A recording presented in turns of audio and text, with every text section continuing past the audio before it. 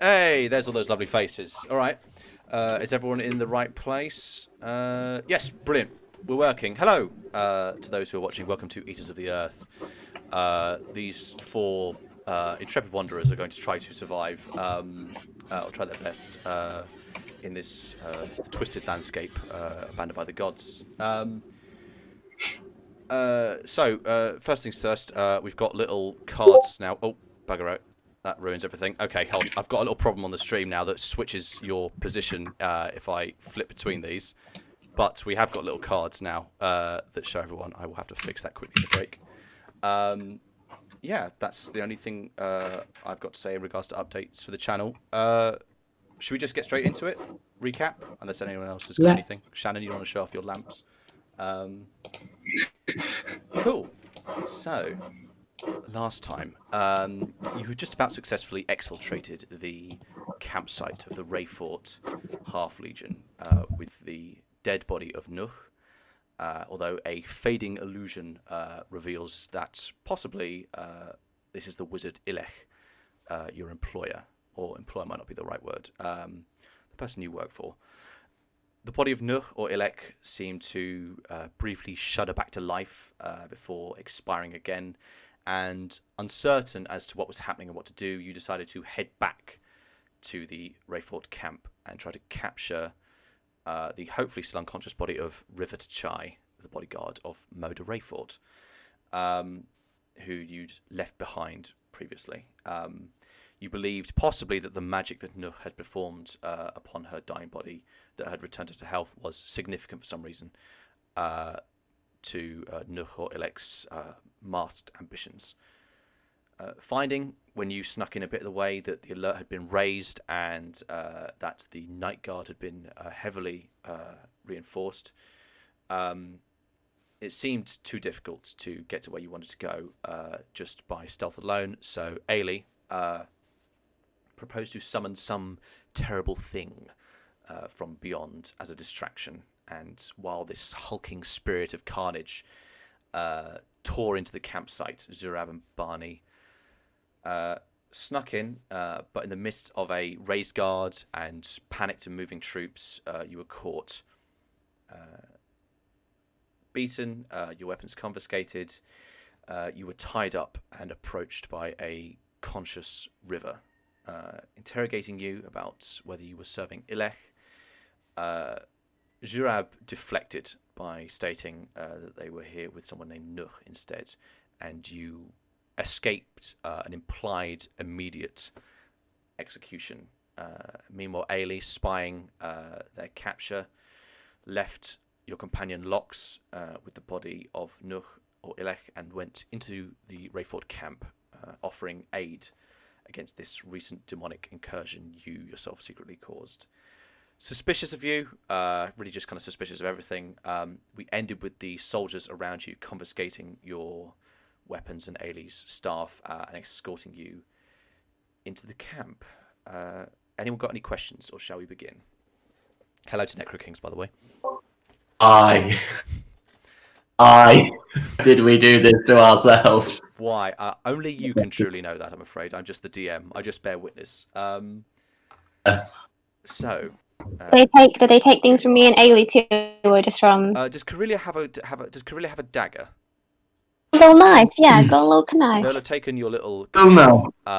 But yeah, any weapons or so Ailey has this long brass staff, could it be used to hit someone? Those kind of things. Anything that could be a weapon has been taken from your persons. But I mean, they are just holding it nearby. It's not like they've run and hidden it in a safe somewhere or something. Anyway. Where are we now? Well, we're going to get to that. It is the dead of night, although the Rayforte camp is more alive now than it was in the day. Aelie and Karilya, you are being escorted into Rayforte camp, your weapons confiscated. Swarthy soldiers stride beside you, their expressions stony, somehow revealing their fear more than hiding it. For them, tonight was supposed to be a quiet sleep before a grueling march across the salt desert Z. Now it has become a waking nightmare, where demons lumber from the dark to reap the souls of men. It is clear the mechanical motions of following orders are how they are warding themselves against panic, and behind every clenched jaw is a restrained scream. You can feel the fear in the air. So you two are surrounded by, I believe it was 10. Oh, someone said I could turn my mic up a little bit. Is that better? Everyone hear me clearly now? So you have been,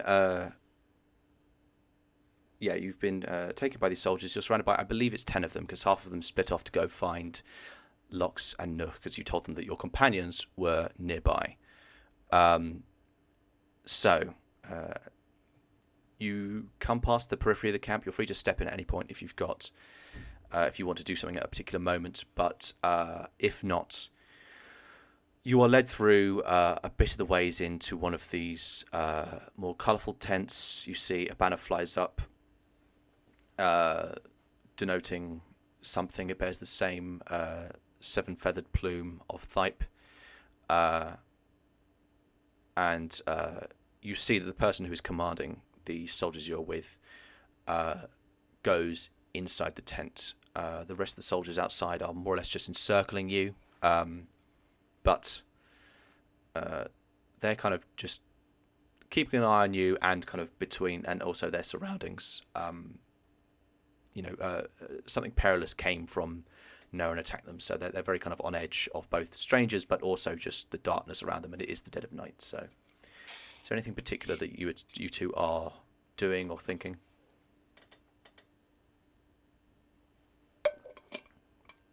No? Okay.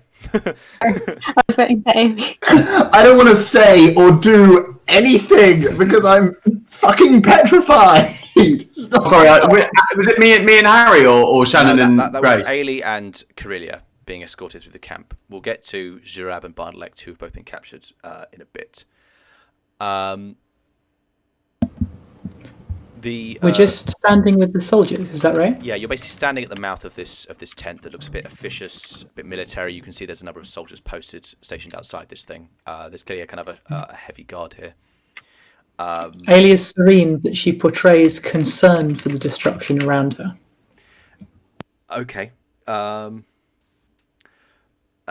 genuine is that, can I ask? There is a degree of regret. Okay. And it's also useful to appear like a well-meaning bystander. Sure. So she's reducing, I think, her usual emotional barriers and showing some of the regret and concern that she feels. Cool. Okay. You can hear there's a bit of conversation inside, and then the captain who escorted you here comes out and looks to both of you, looks to Aelie, looks to Karilya. To Aelie, he'll say, you have come here to help us with this attack, I cannot say. But who is your companion? What is your purpose here? Saying this to I'm a Aelie. healer. He kind of eyes you suspiciously and says, we have no need for other providers of medicine. Someone was hurt in the attack. He kind of looks to both of you. He's trying to gauge what it is exactly you're up to, whether you're genuine or not. He says, regardless, if you are a healer, I would ask you to please stay outside here on your friend who claims to be here for more spiritual reasons. If you would like to come inside, please. And kind of steps back with their arm out to indicate for you to follow them into this tent. I share a quick glance at Aelie with my eyes saying, "Are you okay? Is this okay?" Yeah, she doesn't nod, but her eyes are cold and calm. Okay. I think Karilya, you can also to a certain extent psychically feel that. So, Aelie, you come inside the tent, and actually, I am just gonna. Sorry about this. I've just got to very quickly reorganize the panels here because they've gone slightly wrong. This is going to be awful. Apologies for the viewers. Oh, this is terrible. It'll be over in a second. Oh God. And almost there. Brilliant. It's Did fixed. my screen just change colour? It did. I think I was all like orange before. It did. It's going more orange now. Anyway, Really? oh god, it's for all of these. Oh bugger. Okay, forget it. Forget it. Is Forget it colour correcting? I can't get OBS to work properly. I thought I was going to have the little cards, but oh well. That's really weird. Okay, sorry for the interruption. Aelie, you head into this tent. You can immediately tell this is something military. This is a military nerve center for this place here. You see people in similar iron armor to these soldiers, but decorated, officious. At the center is a man of some seniority. His hair grey, his face a bit scarred, has a band of cloth serving as an eye patch, and is standing over this table in the center that you can see has had salt poured over it, and then lines with fingers have been drawn. And you can kind of immediately tell, looking at this thing, that it kind of depicts it's kind of essentially a plan for this campsite. They have to. You can kind of make out that this is them figuring out placement of troops, where the kind of attack has happened, where things are being directed, and the soldiers. Can I make an attempt to deliberately misunderstand something? Absolutely, yeah. I'd like to say, if you think that will protect you from a demon, that glyph is meaningless. Okay, give me a deception or performance. Your choice. Okay. Let's see if I have any of those skills. Can I use religion? This is more you lying than it is you having knowledge of something. What about a charisma religion check? So I'm using my religious bearing and knowledge to sound officious, though it's a charisma stat. Okay, this is slightly bullshit, but fine, I'll allow it. I mean, the player's handbook supports non-standard stat skill pairings. Okay, fine, you got me. So I'm going to roll at +3 because I have no charisma, but I have proficiency in the skill. Okay, sure. That is 11 with a +3 is 14. 14. Okay. They kind of, you see some of their eyes kind of shoot up to you.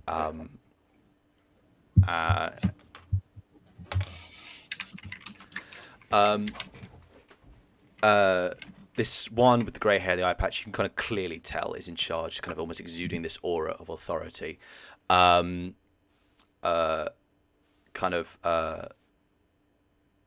Looks to you with this single eye, just very piercing, and will say, you like to make jokes when people have died. And he kind of, oh, great, you're muted. I want to help. Your soldiers seem to think there was a demon.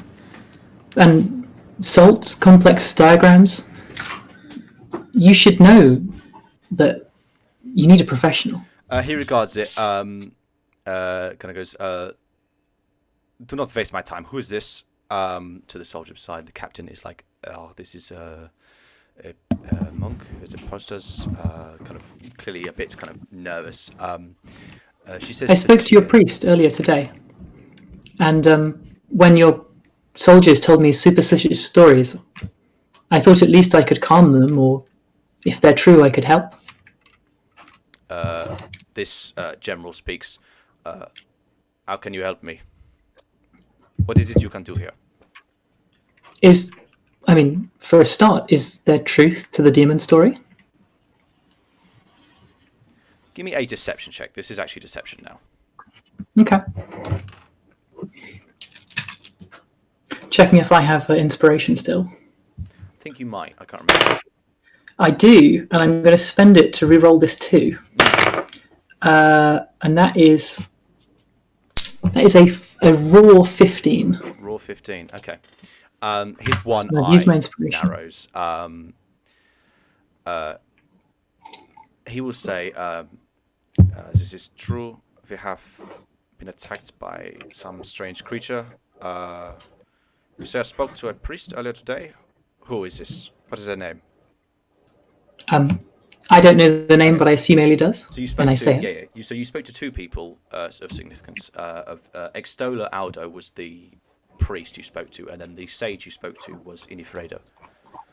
Okay. Sage and the Inifredo was the one with more authority here, if that has any bearing, and the one who wrote you those. I'll speak the name of the Inifredo. Inifredo. I'll speak the name of the high-ranking one.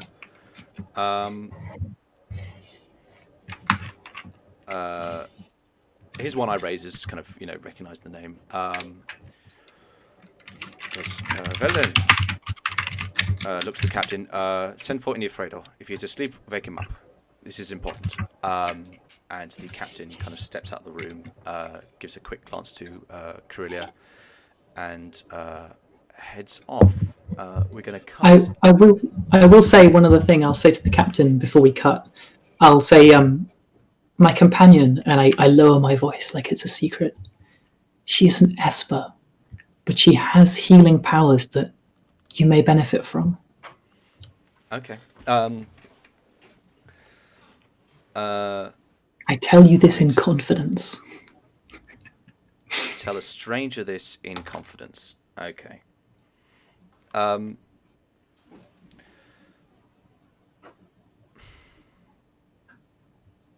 Okay. The captain is going to... He doesn't respond to your words. He goes outside. Rather than just giving a glance to Karilya, he points to his soldiers and goes, she is an Esper. Be careful. And do not let her near the prisoners. Aelie, you will hear this. Shannon. You will hear this as the captain walks away. So we go over now to Zurab and Barnalegt. I'm coming down the path of blaming this all on Aelie. That's where I am right now. I think weird, suspicious demon person. Yeah, all Aelie. It was all Aelie. Oh, of course. Anyway, You'll never prove it. So, the butt of a spear to the jaw has knocked the clarity from your senses, and perception comes faded and disjointed. Does that count as a short rest? Nope.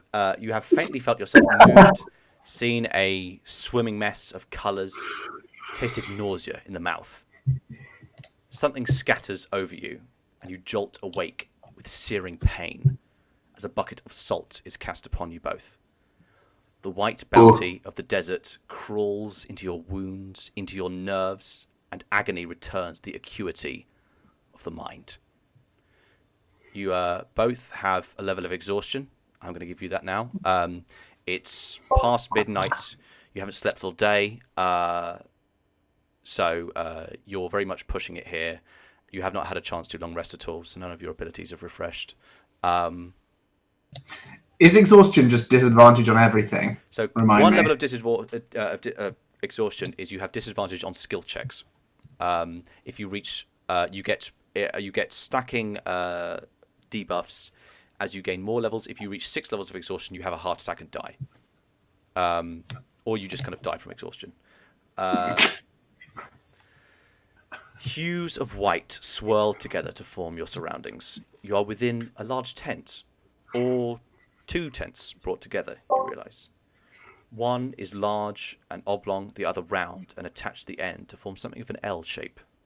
It is within this round tent that Barnalegt and Zurab are bound, their arms held above their heads by ropes hung over a support beam and tied at the other end to pegs set in the earth. Beside each is a guard. Barnalegt, as your eyes roll in their sockets, being closer to the threshold between the round and oblong tents, you see that... Oh, hold on. We've just lost Shannon. Brilliant, which means these things have swapped over. This is so tedious. Well, hopefully Shannon will come back. Okay, there we go. Shannon, you all right? We lost you for a moment. Yeah, I don't know what happened, sorry. We lost you for a moment. Anyway, sorry, you're back. Barnalegt, as your eyes roll in their sockets. Being close to the threshold, you can see that within the larger oblong tent are these cages of thick wooden bars. In front of you, holding a now empty bucket, is a soldier who steps to the edge of the tent as River Tachai enters. You see that she sheathes a few blades on her person in a brazier that is illuminating the tent. and she sits down on a wooden stool in front of you both. Do either of you say anything? You're both very groggy and exhausted and in pain here. We're covered in salt. Yeah, so you have been beaten up enough that you have open wounds, and to wake you up, because water is precious, they have thrown salt on you instead. That's very nice. Do I lose hit points for this? I mean, Are you any saltier than usual? narratively, we can say you are functionally on 1 hit point or something like that. Amazing. I mean, we might vary things based on the circumstances, but you're not on high hit points. Should it come up? Okay, that's good. That's great. I say volume discrepancies. Someone's saying. Ooh. Yeah, we have got a bit of a volume discrepancy. It might be me who's slightly too loud. Tell us who is loud and who is not loud, and we will quieter fix. than everyone else. Hold on, my gain might be wrong. Ian is super quiet. Okay, do I sound better? Do I sound louder now? Sorry about this, everyone. You sound loud to me. I know, I sound loud to me too. It's weird. Okay, well, I'll try to just eat this mic completely and hopefully it'll work. Yeah. River has come in. You don't say anything in particular? Hello. Not like that, obviously, but like, hello. Hello, Dromad. How are you feeling? She kind of regards you quizzically, and for a moment, before... Sorry, 1 second. Turning to Zurab. She looks to you, meets your gaze, and goes, "It's another attack coming tonight. The demon, I presume, work of some wizard."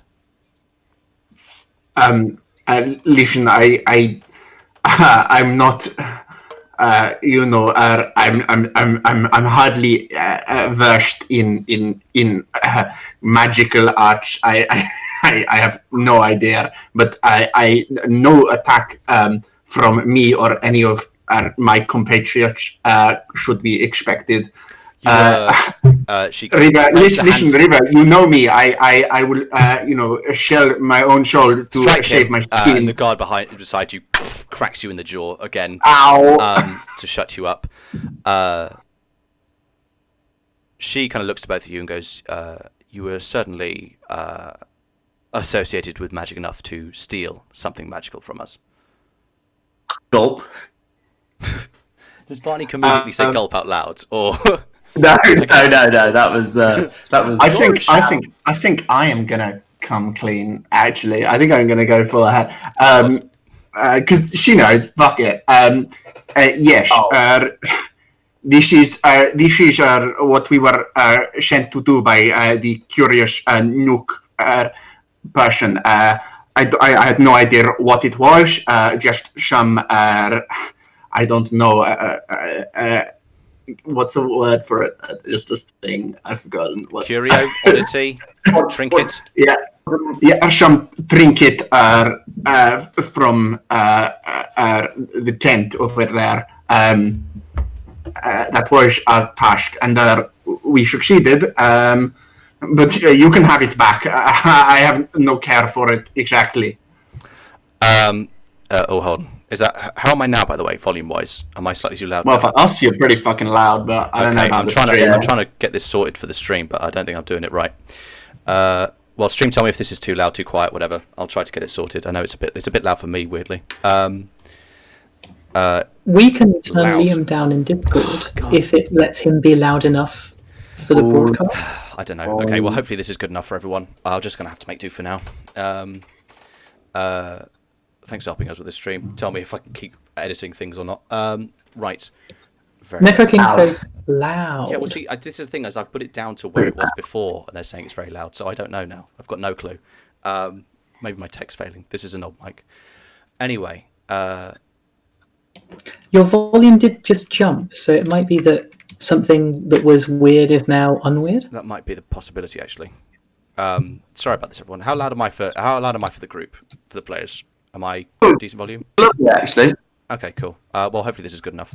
All right. So, to get back to things, you've said these things about Nuh. River is going to say, but that isn't quite true, is it? You haven't. You've managed to hide something of ours that you've taken. And she pulls out the connected triangles. Sam, you might remember when Barnalegt pulled out this icosahedron, and you grasped it. It kind of flattened itself out to, like those 2D maps that roll together to be a 3D object. And you felt some object in the darkness fall out, but you didn't find that. She pulls out the connected triangles about the object inside, and they kind of flap together. Where's the thing that was inside this? They've only fucking lost the real treasure, haven't they? Hold on, say that again, Grace. They've only fucking lost the real treasure, haven't they? Oh boy. Yeah. Fuck. Gosh. I was just a bit sick in my mouth. Look over at Zurab as if he's going to tell me what to do because I'm terrified if we give it back. Zurab, you don't know what she's talking about. You've seen this icosahedron pulled out, but you don't know that there was some object inside it, I believe. I don't know. I'm not lying. You would know if I Give me if a I persuasion was. check. Give me a persuasion check. A what check? A persuasion check. A persuasion. Persuasion. Sorry. Hold on, have they got the bits that were dropped or the ice? So to be clear, it was think of a D20. It's not icosahedron, is it then?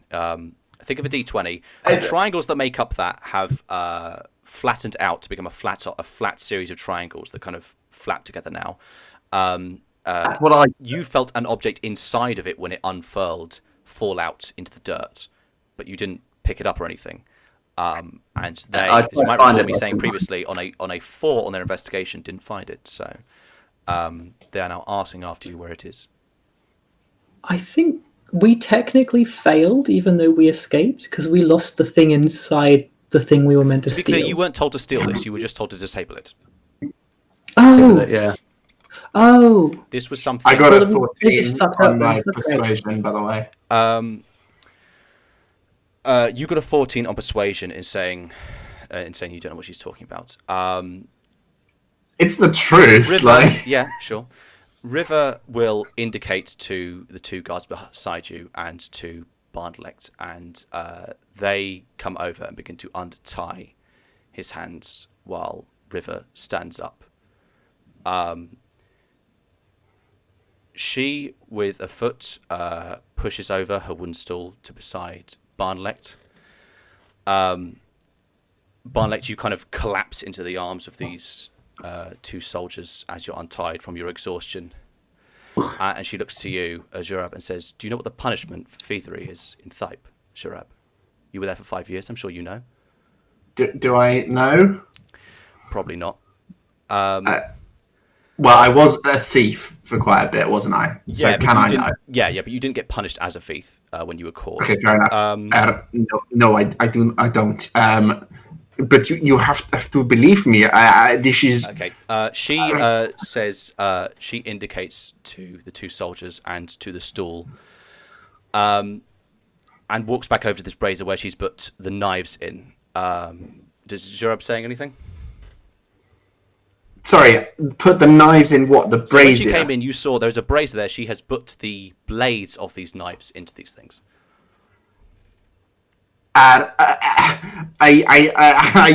don't. How else could I explain this to you? How would you? How would you know if I was? Says the punishment for thievery is losing a hand. And Barnalegt, as your arm is held down on this bench, she with one clean blow severs your left hand, and there is a sickening sizzling of hot metal on flesh as your wound. What in the shit are you doing? We don't have your thing.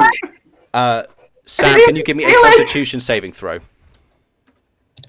Who? What? Can Barnalegt give me a Constitution saving throw? Saving throw. Oh, it's a natural. Fuck. Did you just roll a natural 20? Yeah. Okay, you can choose to maintain consciousness, and if anything on natural 20, you can gain a kind of even more clarity as to your surroundings as this pain kind of rockets through you, and is so kind of white and hot and intense that almost it ceases to be pain and just becomes something else. Well, magic camel boy uses pain as a weapon. She kind of, in one move, steps over and puts this cleaver that still has Barnalegt's kind of sizzling blood on it to your neck. Do you know what the punishment for being a traitor is, Zurab? I can tell you it's a bit worse. I think I can infer from that cleaver. But I have not lied to you. This is again. Ask whatever you want. I will tell the truth. What possible reason could I have to lie at this point? Give me another persuasion check.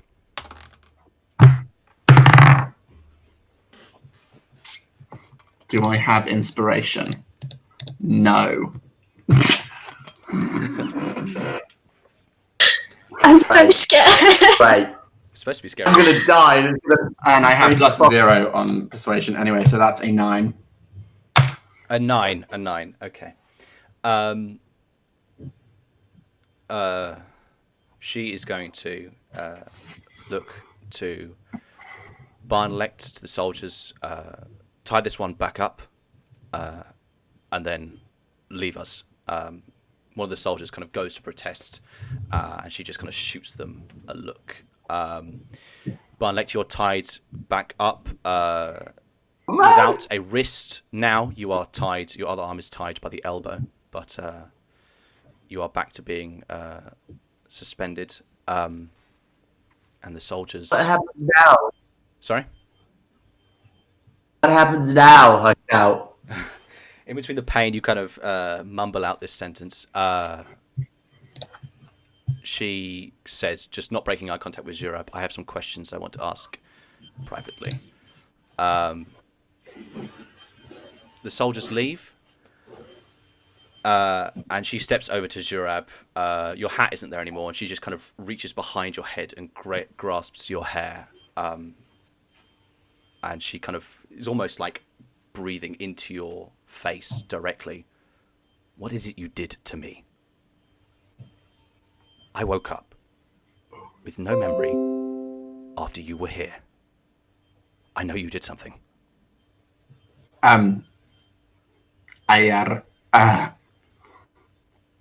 Please don't take this as some sort of joke. The exact same thing happened to me. The last thing I remember before being inside that tent was waking up yesterday morning. Can you... Okay, one last time. Can you give me a persuasion on advantage this time? I hear this. Yes. Yeah, you are conscious enough. You can hear this. 17. 17.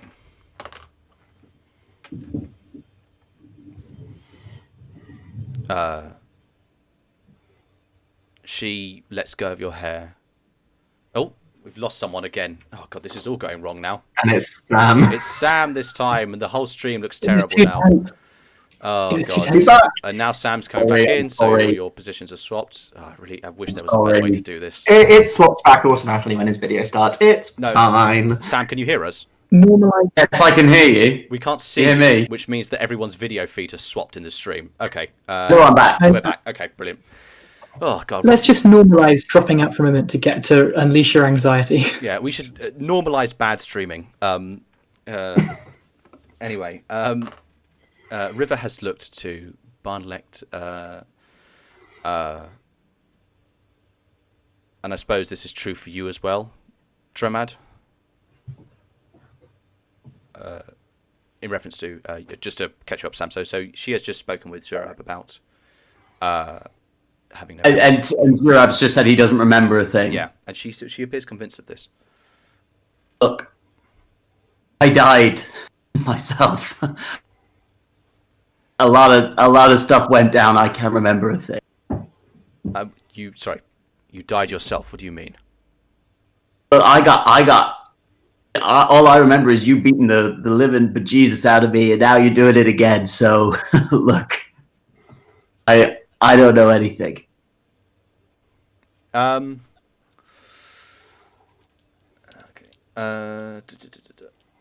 Confusion.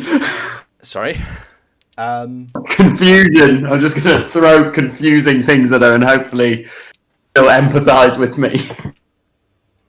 Okay, so you do remember something. You have no memory loss. So I know. So I'm going to say this is a... Can you make a deception check for Barnalegt?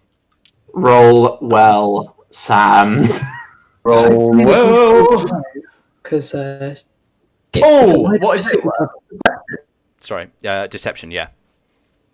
22. 22, okay. How about you? She steps back a bit. Contemplates things for a moment. Looks at Zurab and Barnalegt. And looking at Barnalegt, she says, perhaps you have both been tools for someone else's machinations. We'll find out in time. There's more armor to take, of course. And at the end of the day, I only need one of you to tell me the truth. And because it is incredibly late, she is going to leave. Guards are going to be posted around. But you do catch on the breeze her talking about trying to get some sleep. Barnalegt and Zurab are alone, aside from two soldiers who are sitting across in the oblong tent where they can see you, but aren't really kind of paying you any mind. Are you doing or saying anything? I am sorry about your Yeah, well, I got another one. It's fine. Oh, that's good. That's very good. Do you have any idea what they're gonna do to us? Do I have any idea? I mean, execution what was my is impression probably of seems like River the likely one. Give me a intelligence I lost check. all of that. Sorry, but I can do an intelligence execution check. seems possible for sure. Give me a intelligence check. Yeah, that ain't high. Yeah, 10. 10. Okay. On a 10, I mean, your core, the way you've negotiated things, it kind of comes across that you are more just enemy soldiers, perhaps, than anything else. So, they'll kill you if it's more convenient than enslaving you, basically. Knowing Thype. Does the Geneva Convention No, hold up? I tell you what, the Geneva Convention does exist, but Thype, like America, hasn't actually signed it, so they're not beholden to any of this. So there's no way of us leaving at all. Well, you don't know. There might be. There's possible. You could possibly articulate things to some other argument, or try to protract, being here and hope at rescue or something. So, who knows? Who knows? We're going to go back now to Karilya and Aelie. You've both been outside this command tent for a little while. A very tired and stressed out sage Inifredo approaches with the captain beside him. Sees you, Aelie, and recognizes you. Bit officious. The young monk from the Dwerinish who came earlier. You have returned to us in trying times. You've asked Mori, how can I help you? I wondered how I could help you. He kind of I heard confused for a moment. concerning stories, and well, the Dwarenish magic is good for something. Okay, I'm gonna roll intelligence for him. Kind of gets a sense of what you're saying. I am a keeper of knowledge. I do not have an understanding for your magic, but is there something you have? Yes, I thought you could benefit from a priest with more practical skills, such as myself. We have a priest currently looking to sanctify the area and bury the dead properly, and our scouts are searching the area. Is there anything more you could do for us? The magic I've shown you, it can detect the presence and nature of spirits of the techno. If it was a demon, I have some skills that are appropriate for quelling or even defying or preventing such creatures. Please tell me more.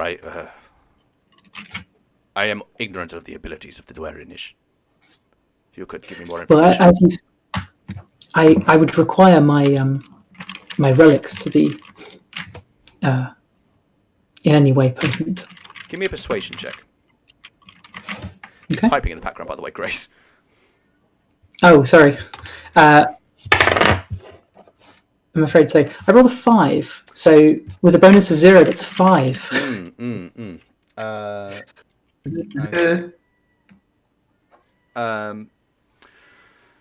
The sage will look over to this soldier who has been holding these things, who will in turn look to the captain. You know, it's a very Downton Abbey moment where they're all kind of looking to each other for inference.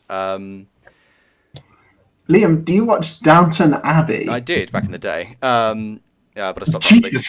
after they killed Matthew. I was kind of lost interest. I think I rolled so badly that I think I know that I'm not going to succeed, and I just say, "I understand this is a trying time." And I'm just like, the captain will say, "You are unknown to this man, but you are strangers to us. I do not think we can trust you, particularly if the things you have are of mystical significance, as you are implying." Your guards were right to take them. I am an unknown here. Around this time, the remaining 10 guards on under this person's command come back. One of them kind of hurries over, and you see, kind of says some words in this captain's ear. He looks to both of you. Your friends, who you mentioned, were not found. Just their pack creatures. Do you know? I hope they've not been harmed. We have not found any signs of violence, but so somewhere they would. Where did the demon go? Sorry? Did it leave here? Where did the demon go? Did it leave here? Did you not see for yourself? It appeared in a moment and disappeared just as quickly after tearing through us. There were many lights and fires. I was not close. I hope my companions are not hurt. You saw the demon but did not see where it went. I came towards the trouble and the light. And yet you knew it was a demon. I heard that it was a demon, and such sounds. Who could not be afraid? He eyes you a bit suspiciously.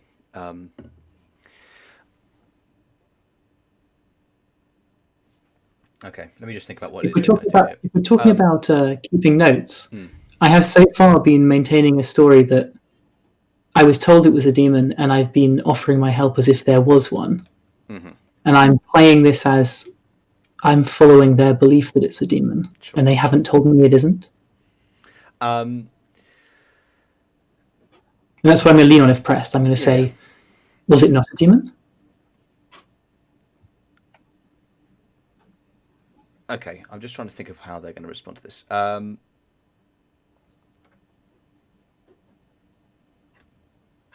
I think the captain will say, until I have some understanding of what it is you're going to do, or you can have Sage Infredo here help you, I'm I cannot give you free reign of this place. That is wise. You are, and I try not to be too humorous. You are a most efficient guard. No, not efficient, but like you are a most perceptive guard. His eyes narrow further. I'd like to say it like a compliment. Okay. He is going to look to Karilya and say, if the things you want to do are complex, we have an Esper on our side as well, who maybe can help you translate your actions into something more describable, understandable. To me, or to To Aelie. So he's trying to say, I mean, you would understand this on a customary level that, like, given the presence of Espers and telepathy, it is possible to explain things in ways that don't necessarily mean with words. And he is extending here that essentially they can offer a certain amount of limited telepathy if your processes are something you understand in a way that is hard to describe. Because Ailie's, it seems here, slightly navigating around describing what it is she wants to do. So they're responding. So I think something customary. If you'd let me sort of describe what it is that Aelie says rather than saying the specific words. Sure. Yeah. I think that what Aelie wants to do is primarily she's going to sort of lean on this idea that her powers are what they are. She can do some things with her sacred territory, but she's not going to say, I need the staff and I can do exactly this. But mostly she's gonna go now for, you are wise to be careful, and if I don't have the staff, I can't do anything. So she's gonna go for, like, I can't help, and right, possibly you are wise to stop me. Their point is kind of like, well, if you had the staff, we don't understand what it is you're going to do, so we can't really, which is why they're offering to telepathically have you kind of convey what it is you're going to do. Okay. If there's leeway there, I'll talk about detecting demons, and I'll talk about quelling demons and controlling. And it is said such magic could quell or control a demon. Okay. But I'm leaning on detecting and sort of, I might be able to even face one. Give me a religion check. Okay. Shannon, is Karilya saying anything here? Okay. 14 with a plus 5 is 19. 19. Very well. We will have you talk with our priest, see if there is anything you can help with. Is this agreeable to you? And if necessary, we can return your things. Actually, you did a very good impression on Sage and Ifredo before. So yeah, I'm gonna roll. I've rolled luck for you. I rolled a 16. So Sage Ifredo is going to speak up. I think that what's his voice again? Actually, I'll just say he vouches for you. Let's do things narratively. He vouches for you, having seen your magic before. You put on a very impressive show, and you navigated his way of talking about religion in such a way that had a kind of a suitable amount of deference to appease Inifredo. So they are going to vouch for you and just say, like, your staff is, it's not something dangerous. Obviously, it's not a weapon. It's something religious significance. It can be, there's no reason to not hand it over to you. It's not something that they would see as a threat. He doesn't appear to believe the magic to it has any association with the demon or anything. You have it handed back to you, although the soldier will hold on to the stone dagger of Karilya's, as it is still a weapon. I assume he keeps my knife as well. Oh yeah, do you have a knife? Yeah, yes, they will hold on to your actual weapons. And a little hunting bow. They will have taken that as well then. Anything that is kind of, you could stab with they will hold on to. But your staff, as something clearly religious rather than martial, is handed back to you. You go to join a number of these priests, extollers, as you now know they're called, of the Thippian sun-based religion. They've all kind of put on their religious clothes that have this kind of disc of yellow behind them representing the sun, and you see them going around shaking these tassels over the area and saying, kind of doing these mantras that aren't really similar to yours at all, but you recognize them as kind of a religious chant over this site, while some of them are also overseeing the dead here. The captain will say to Karilya, your friend tells me that you are a healer, but I prefer if you, as someone who is psychically gifted, if you would just keep that to yourself here. There's a preference to be treated naturally, rather than with mystical ways such as yours. Oh, I think Shannon's frozen. I can treat with herb. Am I? Oh no, yeah, Gone? you've come back now. Sorry. I can treat with herbs just as well as I can with my hands, if that's any good. He kind of looks around. Even so, on a night like this, the less strangers going around, the better. I think. Even earlier tonight, we caught 2 people trying to break in the midst of this chaos. There are things to steal here. Soldiers are on edge. You understand. Best if you stay here. So, Aelie, you're introduced by Sage and Ifredo to some of these priests. You recognise amongst them as Extoller Aldo, who you met before. You can give me a religion check if you want to see if you know the Thippian sun religion kind of religious practices at all, enough to emulate them. What do you think? Do I have any edge on this because of my previous successes with them?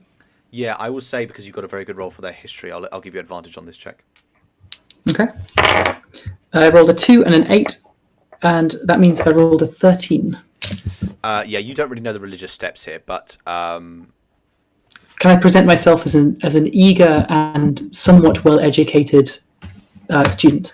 well, Sage and Ifredo will articulate it kind of for you, given that he seems to have a fairly keen opinion of you now. That you're, as an out of faith, his term for kind of religions that they figure out ways to factor into the Thippian faith as a kind of a subservient, a lesser religion, means that you do have some relevance here. You're free to go about your own religious practices, at least to the extent of kind of trying to sanctify the site, put up religious, spiritual wards, those kind of things. Although they ask that you do not bless the dead. That is specific to their faith. Yeah. I'd like to do religious observances that have no actual magical impact whatsoever. Sure. I mean, to you, you might think they have a kind of a non-mechanical magical impact. If you want, you can give me a religion check to see. Oh, I mean, Aelie quite possibly kind of believes that they're significant, but she's not going to expend any spell slots or do any technological magic. So we'll say for now you're going about this place doing a religious chant. The captain stays with you, Karilya. He looks to you and goes, are you not concerned for your friends? They have gone missing.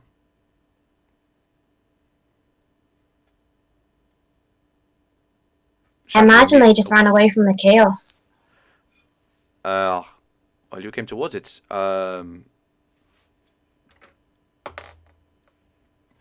Yeah, they're fighters and I'm healer. We're there, so we came to see if we could help. This creature that attacked us came from the dark. Is it not best for them to be in the light, as it were?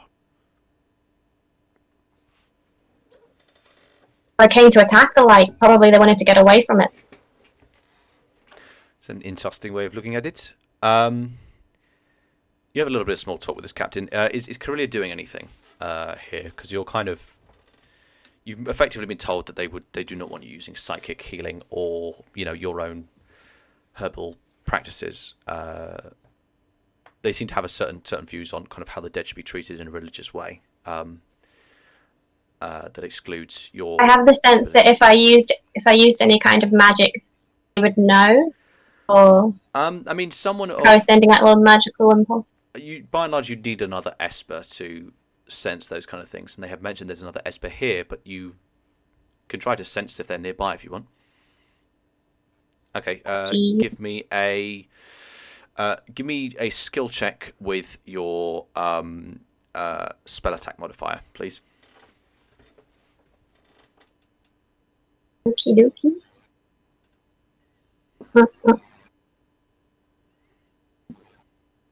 That's a 21. 21. Okay.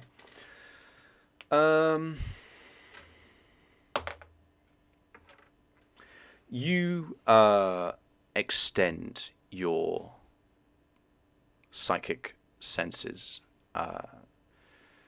You try to kind of peer onto the astral plane. To a lesser extent, the crude, reality you perceive peels away slightly to reveal the geometries underneath. And you kind of probe around. You feel the kind of the life force and the bodies around you. You feel, the pulse of life ebbing within people who are wounded and not yet dead. And you kind of feel that life force kind of pulse and shudder in time with people who cry out in pain. Extending out, you do feel this almost like spying a candlelight in the dark. You feel this faint psychic glimmer not too far away, further into the center of this encampment. You reach out. Are you trying to hide yourself, or are you trying to make contact with this person psychically? To make contact. You want to make contact?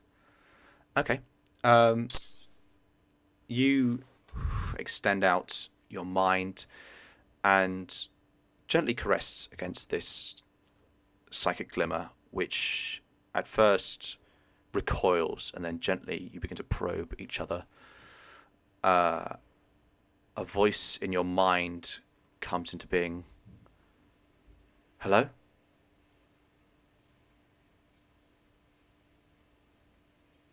I don't recognise the voice at all. You do not It doesn't recognise sound like this the voice. voice of anyone from the camp. I don't want to do another French accent, but it sounds like a Thippian accent. But beyond that, you're not sure.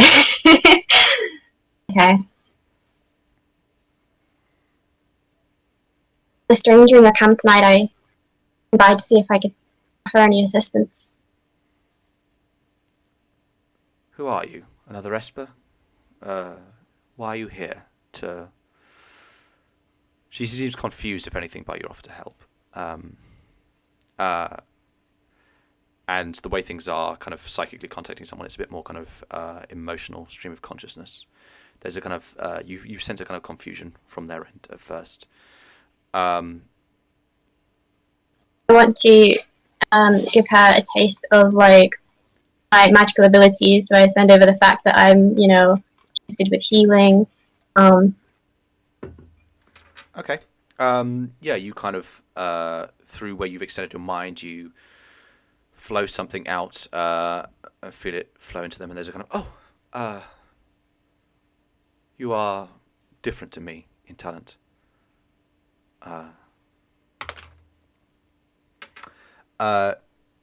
You feel her kind of reciprocate, and a part of her flows through your through the connection into you. And the strange sensation, it is like you. It is how a book must feel when opened and its pages are furled. Your mind is kind of goes through a series of images as they are perceived and read. You feel by this person at the other end. I understand, Karilya. You've come to help, but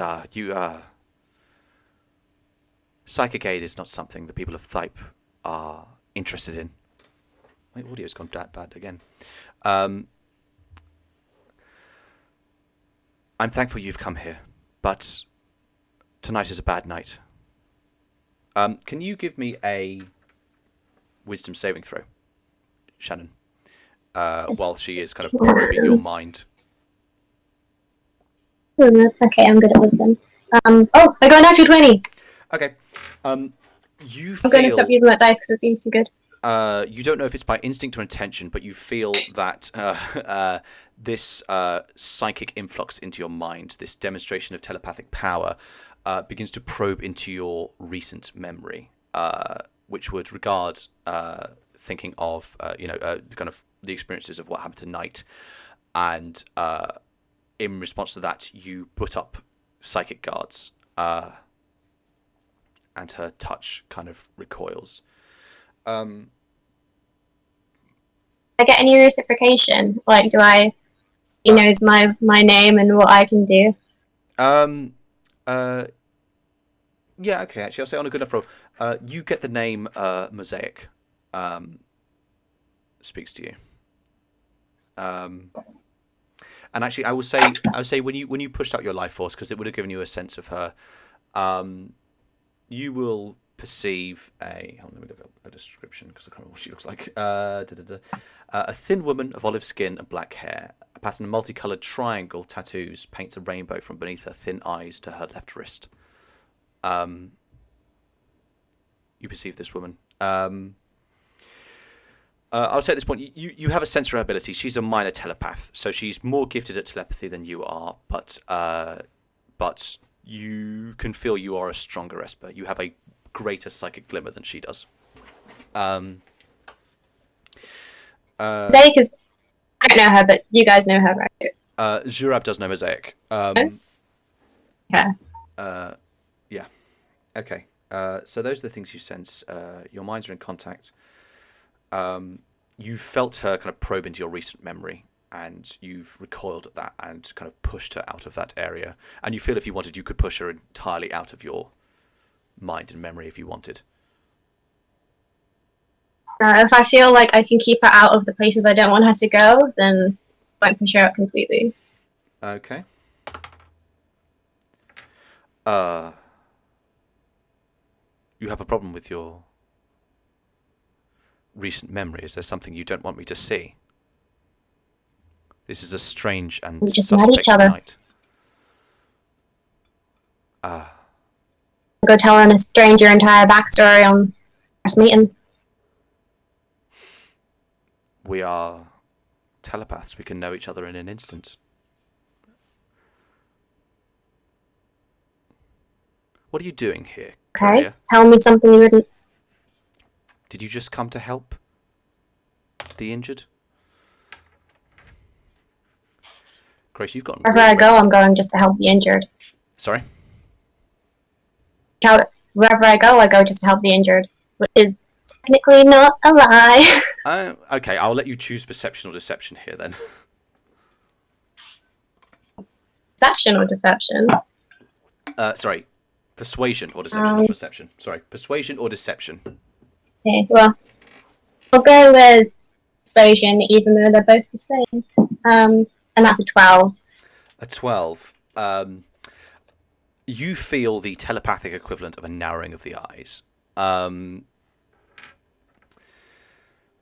Oh, Harry, you all right? Yep, all good. Sorry, just a bit bright at the moment, but it should improve. Quickly blacked out the screen to vape there. Very good, very classy. Just live from the surface of the sun. I had to get food. Look, it's my dinner. Oh, sorry. Okay, fine. It wasn't Signal back. vaping. You don't vape your whole dinner, mate. You feel a telepathic tendril reaches out and touches the mind of the captain beside you, who turns to look at you, casually resting their wrist on their sword handle, and says, perhaps it would be best if you stay here tonight rather than in the darkness. I'm sure if your friends come looking for you, they will find you here. Do I sense that is a order and not a offer? Give me an insight check.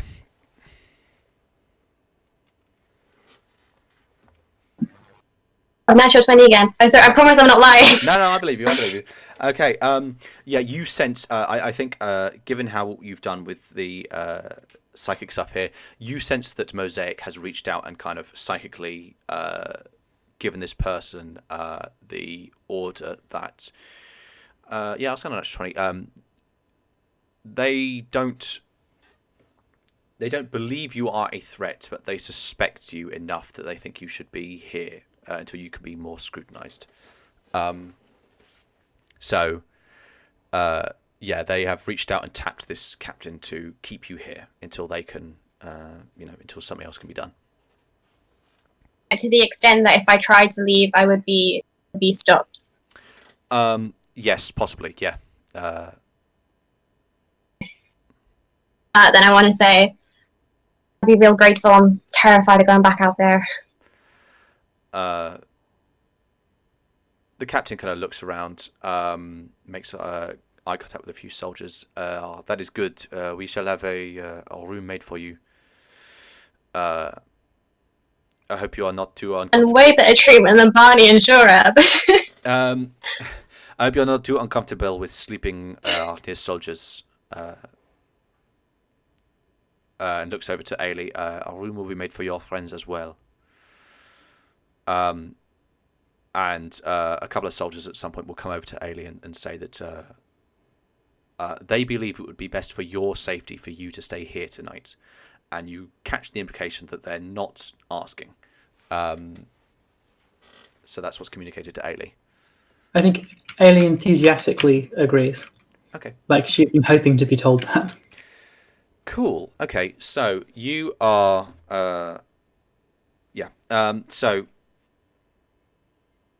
at this point, is there anything else that Aelie and Karilya are going to do when you are brought? I assume Aelie finishes her magic or her mystical, her religious ministrations.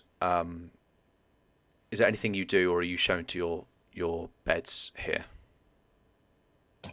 I was hoping to see if I could map out the destruction that the demon caused. Okay.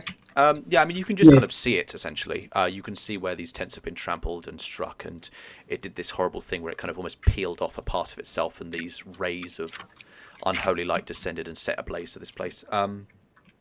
So you can see it. It didn't, so far as you know, it didn't kill that many people. There's 12 immediate casualties and people fighting for their life in a tent, but it's more kind of a very sudden, explosive amount of violence that has kind of shocked this place into being awake, rather than, it massacred everyone here. Does that answer your question? Yes.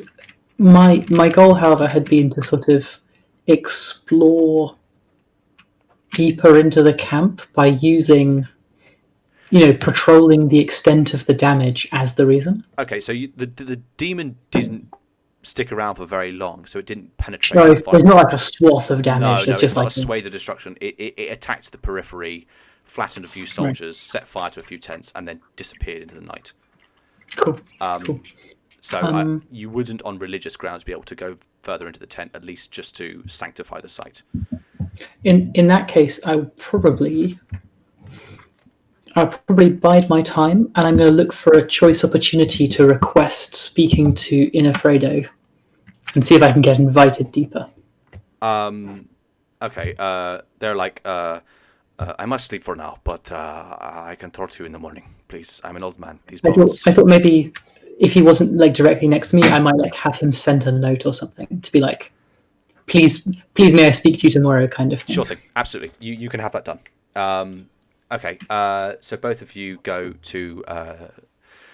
You come to a tent that has been partitioned by a drape that separates you from the soldiers who are also sleeping on the other side of this. It's open at both ends, so you're kind of essentially it's been partitioned into two separate rooms.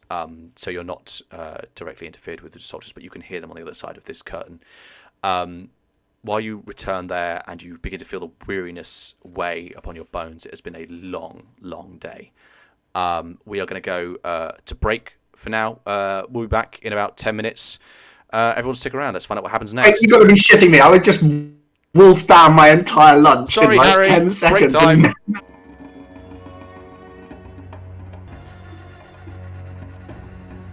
And we're back. Okay. So, to set the scene again, Barnalegt and Zurab, you are assumably fading back into unconsciousness inside this tent. Barnalegt down a hand. Karilya and Aelie, you have begin provisions there, and there are a couple of guards. As I say, you're in a place that's kind of a tent that's been partitioned away from the other soldiers, but there are soldiers outside this place. You can more or less pick up this point that you are being watched.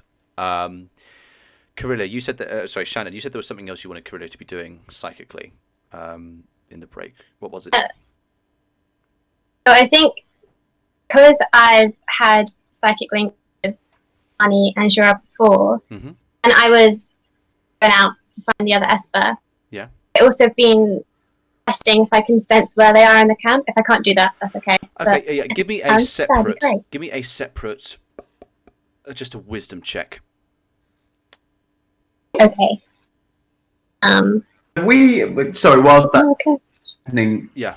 have we had a short rest of some sort by now, or is the fact that we're strung up disabling our Yeah, chances? you've been functionally prevented from having a proper rest. That's fair. So yeah, what did you get? 17. 17. Okay. 17.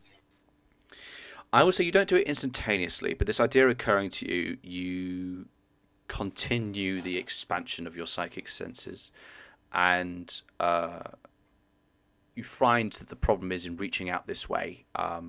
You're trying to detect these clear markers of life, like pain and sensations, and you are, as you're kind of expanding your senses, you are surrounded by those things. You're in a campment with more people than you've ever met in your entire life, and a lot of those people are, well, not a lot of those people, but some of them fairly nearby are in pain, are struggling to stay alive. So you are, in expanding yourself this way, you are finding that there's a lot of interference out there. You said you got a 17?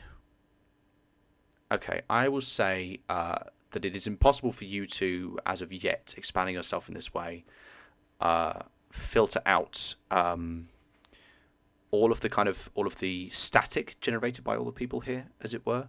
But I'll let you burn 3 psi points and try to kind of get a sense of an area if you want. Does that work for you? Yes, please. I will burn them. You focus a little bit, and actually, let me think about this. I'm going to say burn a 2nd level spell slot as well, because this is kind of, Wow. Well, yeah. that's just This is psi points because it's you're trying out a new thing. Spell slot because this is kind of comparable to a 2nd level spell.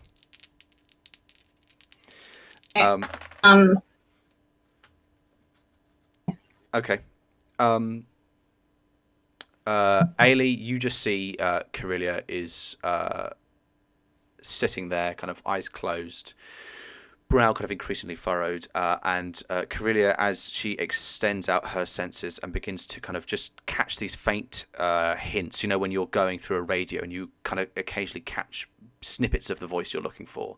It's like that. You're catching snippets of Zurab and Barnalegt, and it's dispersed, and you feel pain, and it's confused by the other pain around you, but you get the sense that further in this camp, near where Mosaic is, you get a sense that that's where Barnalegt and Zurab are. And I will say, because you've burnt those spell slots, because you did very well on your psychic checks earlier, you get a sense, although you're not sure of the exact locations, but you can feel the telepathic flow between Mosaic and the area where Zurab and Barnalegt are, and you think that you could perhaps kind of follow that daisy chain and find them at the end of it. You think that perhaps Mosaic is extending her senses into Barnalegt and Zurab. I'll slightly turn the gain up on my thing. Those are the things you sense. You are extending yourself here. This is going through a level of telepathic ability and a kind of a very far-reaching sense of life, of vim, beyond your ability, and kind of unnoticed to you, but noticed by Aelie as you are sitting there in the kind of the dim firelight, brow furrowed. A thin line of blood escapes from Karilya's nose and drips off her chin, and you take 8 points of necrotic damage as you psychically tax yourself. But you have... Is Karilya like just completely like frozen stiff during this time? Meditative, I think, would be probably the best way to describe it, right? Okay. Shannon, would that work for you? Yeah. She's just sitting there focusing. I mean, she's not in a Buddhist pose or anything, but it is not something. I think there's not a sense from me that she's ill. She's just running herself very hard. No, you get it. Yeah. That's that. Yeah, I think you will get that sense. Perhaps the neck on the hair on the back of your neck prickles or something, and you feel something moving within her and around her. I think then Aelie sits and watches her carefully until she finishes her trance. Okay. So, Shannon, that's what Karilya's felt. She's felt there's she can feel, she's got a sense of where Mosaic is, she's got a sense of where Zurab and Barnalegt is, and she can feel that Mosaic is extending herself out into the kind of Zurab and Barnalegt area, and possibly them themselves. I get the sense that we all need to... We're going to get to that in a bit, Harry. Sorry, Shannon. Oh, sorry, apologies. I get the sense that Mosaic could feel me doing that, or Will be doing. No, she is. You think right now she is. no, could she feel that I was probing, or I get the sense. No, you're kind of feeling you're feeling it from the back end, as it were. You're getting a sense for Zurab and Barnalegt has given you the sense that there is a telepathic probe into that space. So you've effectively circumvented probing her mind right now, at least with this action.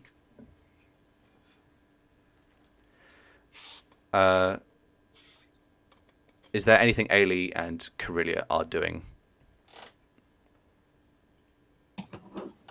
I think when Karilya opens her eyes, she sees that Aelie is sort of watching her very intently and silently,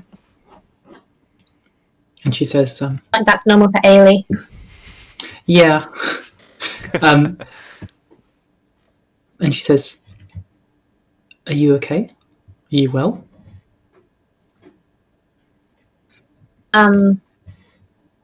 Her question, I think I'll realise that like my nose is bleeding. Yeah, you smear your face and blood. Okay, we'd find them if we could. Do I get to get out of here and have a look around? Now, in the night? There are 2 soldiers outside the threshold of your tent. Now speaking quietly. So I think Aelie has been carefully not saying things that are incriminating. Mm-hmm. And I think if you say something like, "I want to have a look around," she's like, you know, and she says something, you know, like, I can sense them and not Barney and Zurab.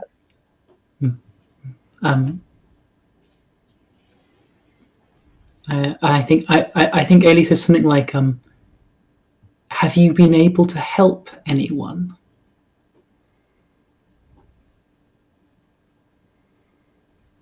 But I get a sense there's will it use my help all over the camp. Sorry, Shannon, you cut out a bit there. Can you say that again?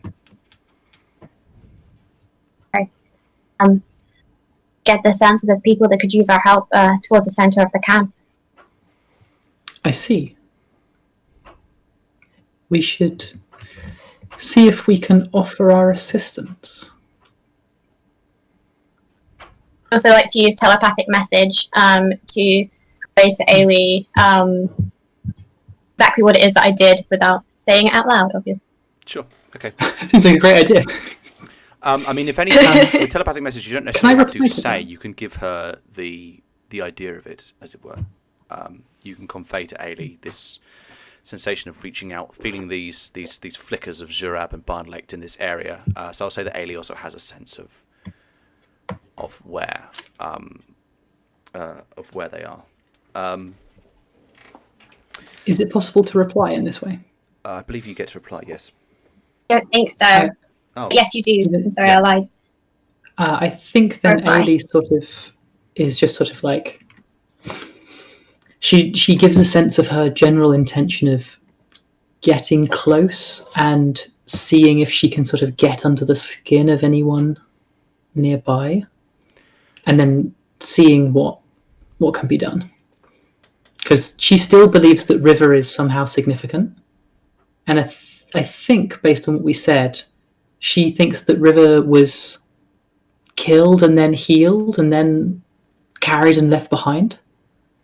So she thinks that she's either some sort of double agent, or even if she isn't, she can be sort of like vulnerable to something. She seems like she'd be vulnerable to a priest talking about her immortal soul. How can anyone be vulnerable to that if you did it? Well, I do my best. Okay. Are you going to sleep then, or are you doing something else? To be clear. I think we sleep. I don't have any interest in sort of obviously doing criminal stuff in the middle of a very tense and angry camp Yeah. of soldiers. I kind of would. That was your mistake before, I think, maybe. So, and Shannon, is Karilya doing anything else? Either awake or in her dreams. Dreams. Well, I mean, you're a psychic. Like you can fuck around with dreams. I mean, if I can fuck around with dreams. No, in your dreams, to be clear. Like if you want to be like, oh, I'm, oh, whatever. You make it up. You're psychic. You know what to do. I want to dream about the best possible scenario that could happen tomorrow. What is that, Liam? What do I dream? Okay. Yeah. You go to sleep. You wake up the next day feeling great, refreshed. The sun's shining, and you see Barnalegt and Zurab at the tent, and they're like, "Oh, it was all a misunderstanding." And Aelie gets up. She's smiling, and Illick's there, and Nook and Lox.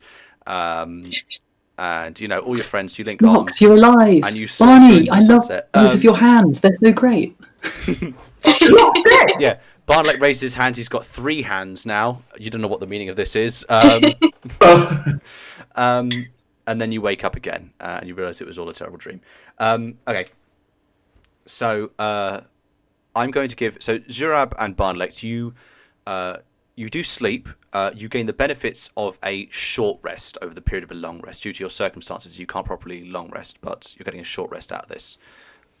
You're in a lot of pain and trauma, and you are in non-ideal sleeping circumstances, so I don't think it would be fair for you to get a full long rest. So yeah, apply a short rest as you please. Just give me 1 second, just check my notes. In terms of the pain that's been inflicted on us, what has that done to our health? What, losing a hand?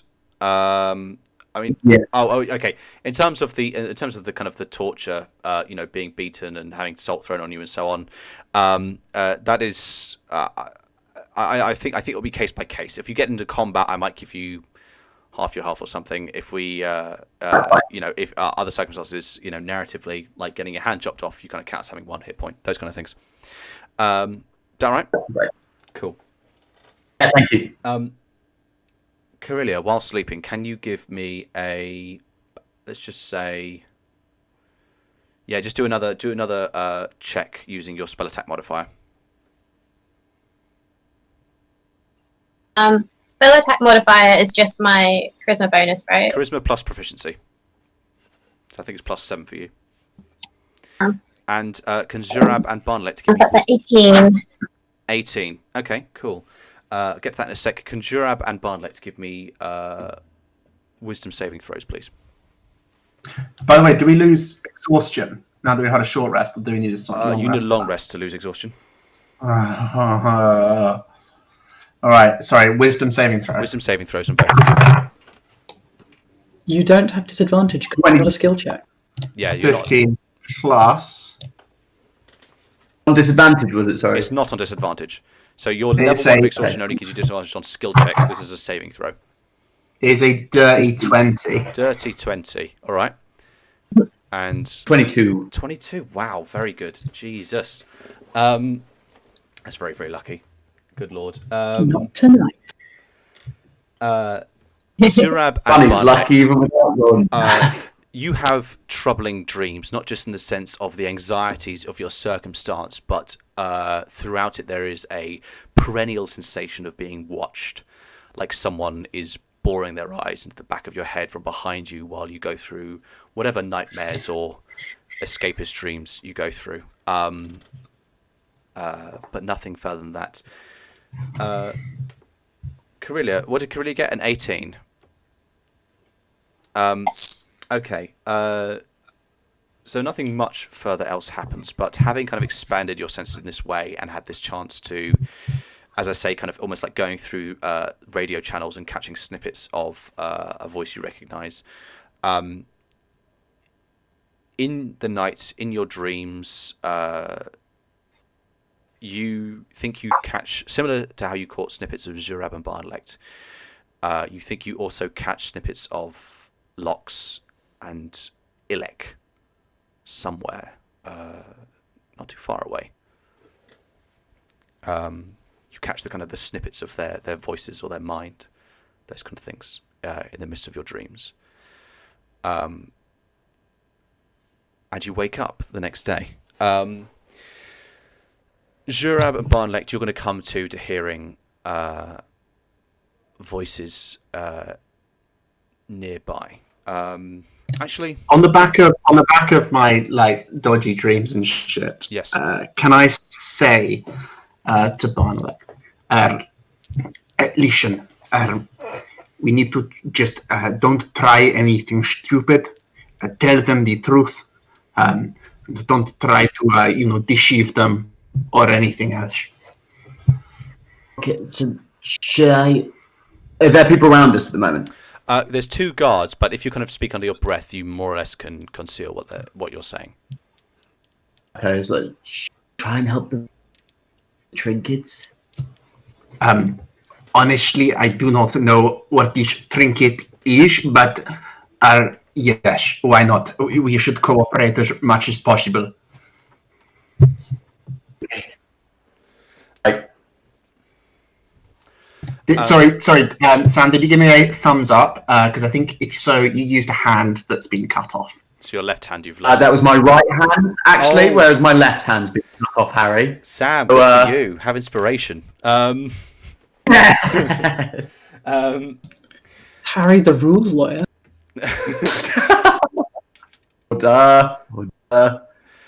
So, you wake up, Zurab and Barnalegt, you hear voices. You can't make out the words unless you want to give me a perception check on disadvantage. But you can hear the voices of River, you both recognise, and Zurab, you also hear the voice of Mosaic speaking nearby. You recognise her tone. You hear them speaking. You think perhaps they are outside this large tent you're in or something. So, I think we should start with Zurab and Barnalegt. River comes in. The same three soldiers who were here previously also come to this space, taking over the two guards who have watched you in the night.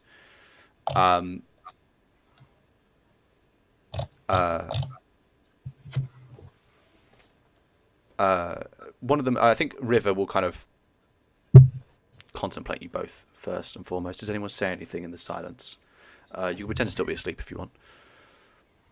I'm not pretending to be asleep, but I'm also definitely not saying anything.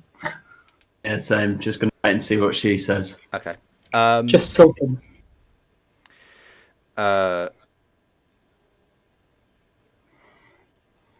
So she is going to probably first look to Barnalegt's severed wrist, where the flesh is raw and kind of swollen and rounded, and blood has kind of soaked down this thing across the night.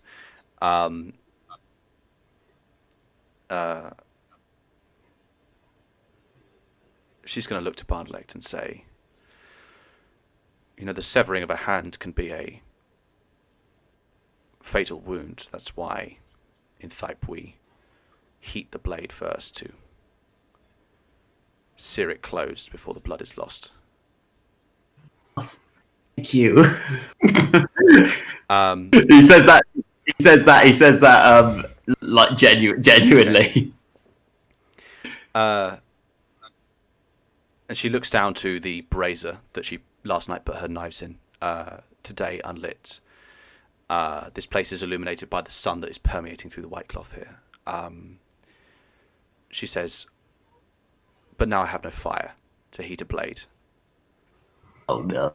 And I wonder what would happen if I took some more of your limb without the Listen. kindness of heat. She looks to both of you. Some things were stolen from our encampment last night. Look, I have no idea what was stolen. Looks to Zurab. Tell me about the wizard Nook.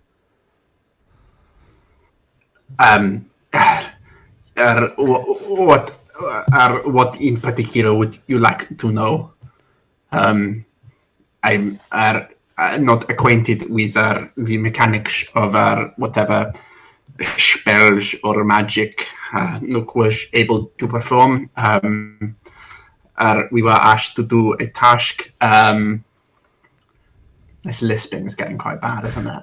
Where did you come from with asked Nook? to- Behel? Sorry? Where did you come from with Nook? Is it Behel? Sorry, I'm trying to phrase this so that it is not a deception check. At what point did we exactly start traveling with Nook? At this point, it will, I think, be 8 days ago. You'd met Nook a bit previously for that, but you left Behel 8 days ago, I'm fairly certain.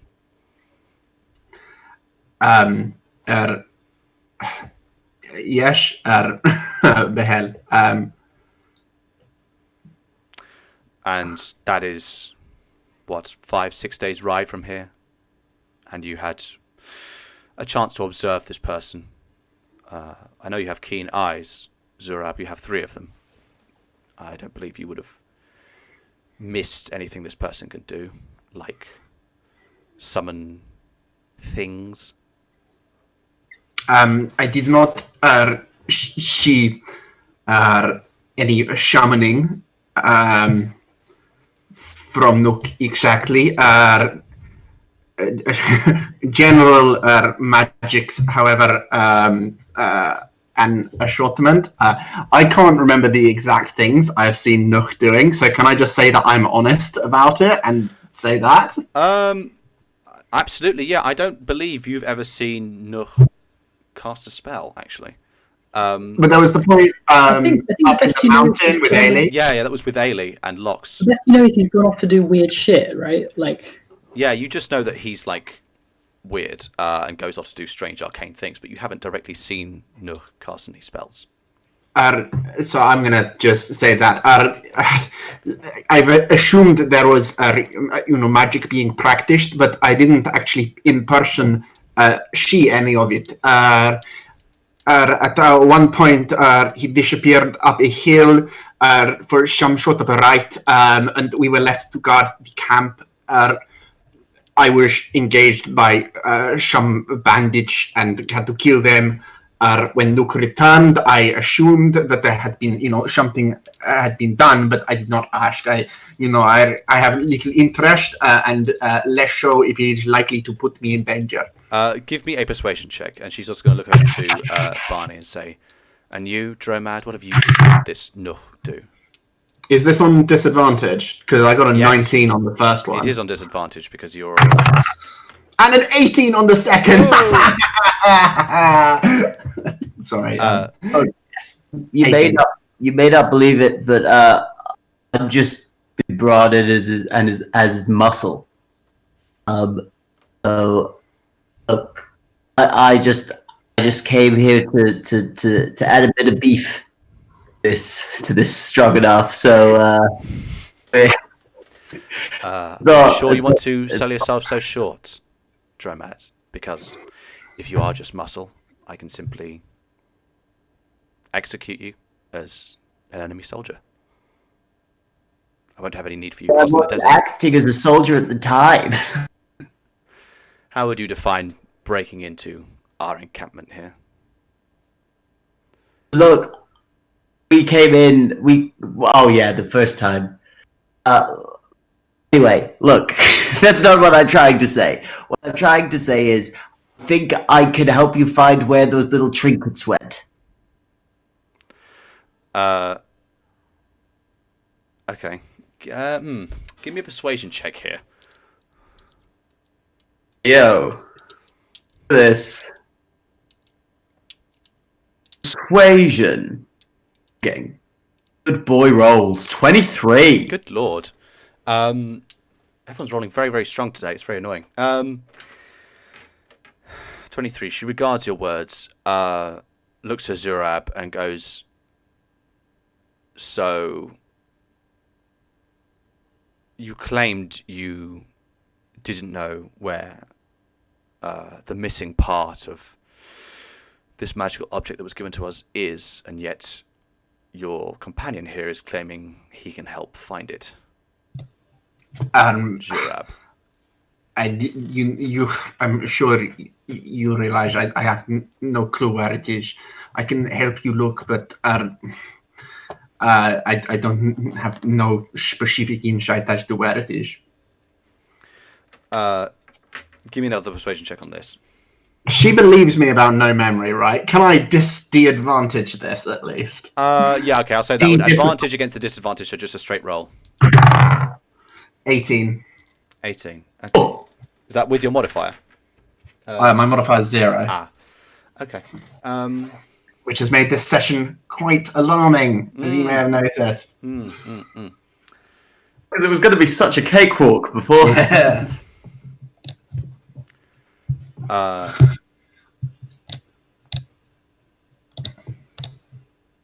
She's going to just kind of contemplate this for a moment. And look to Barney. And say, very well, where do I find this missing piece? Where was that tent? You might need to be a bit more specific. I'm surrounded by hundreds of them. Oh, well, you and me both. I don't know where we are. You're not leaving here, if that's what you're trying to do. Well, no, listen. All I'm saying is, if I help you find these trinkets and prove that they're not stolen, please, can we talk about us getting out of here? Taken my hand. Yes, I granted I have taken your whatever it's called. What's it called? I got it wrong. I said icosahedron, but that's 12-sided, I believe. Just quickly Google it. Icosagon. Icosagon it will be, I guess. Yes, granted, I took the icosagon, but I didn't mean to. It was a very stressful time that none of us really remember. It all happened in a big flash. A lot of us died and then didn't die. And look, I'm not here to steal anything. I just want to go home and see my friend.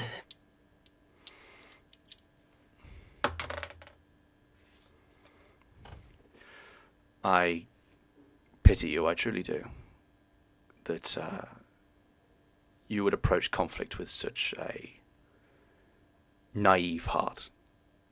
I tend to do that quite a lot. You'd be surprised. Oh god, we lost Shannon again. Farewell, Shannon. Butchering the screen. Oh. Your connection is as dead as we're about to be. Just quickly wait for Shannon to get back. God, it ruins the layout every single time this happens. It just swaps her and Grace. No, but on my end, on the stream, it swaps everyone's panels. Anyway. Yeah, I'll just say you'd be surprised how often I've done that. Okay. Just give me. Okay. While I think about this, I think we're going to go over to Aelie and Karilya. You both wake up. You haven't been murdered in your sleep or anything. Outside, you see a woman flanked by two soldiers who, Karilya, you will be able to psychically fairly immediately sense this is Mosaic. Aelie, you see this, as I say, olive-skinned woman with this series of different coloured triangles down her side to make this Technicolor tattoo.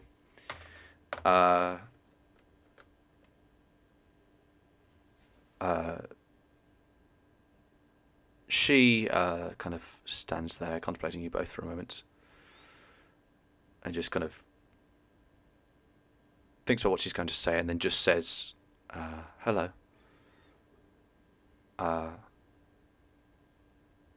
You stayed with us last night and you offered us your hospitality. I should first extend the thanks of the venerable Moda Rayforte and ask if there's anything you would like us to do in return.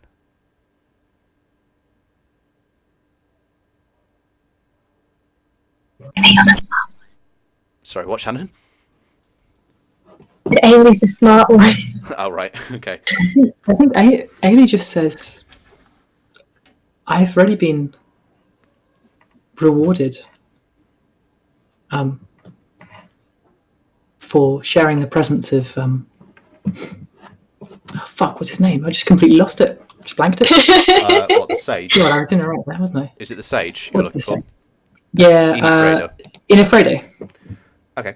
I've already been rewarded for my meeting with Infredo. We came here only to do what we could. Grace, can you give me a wisdom saving throw, please?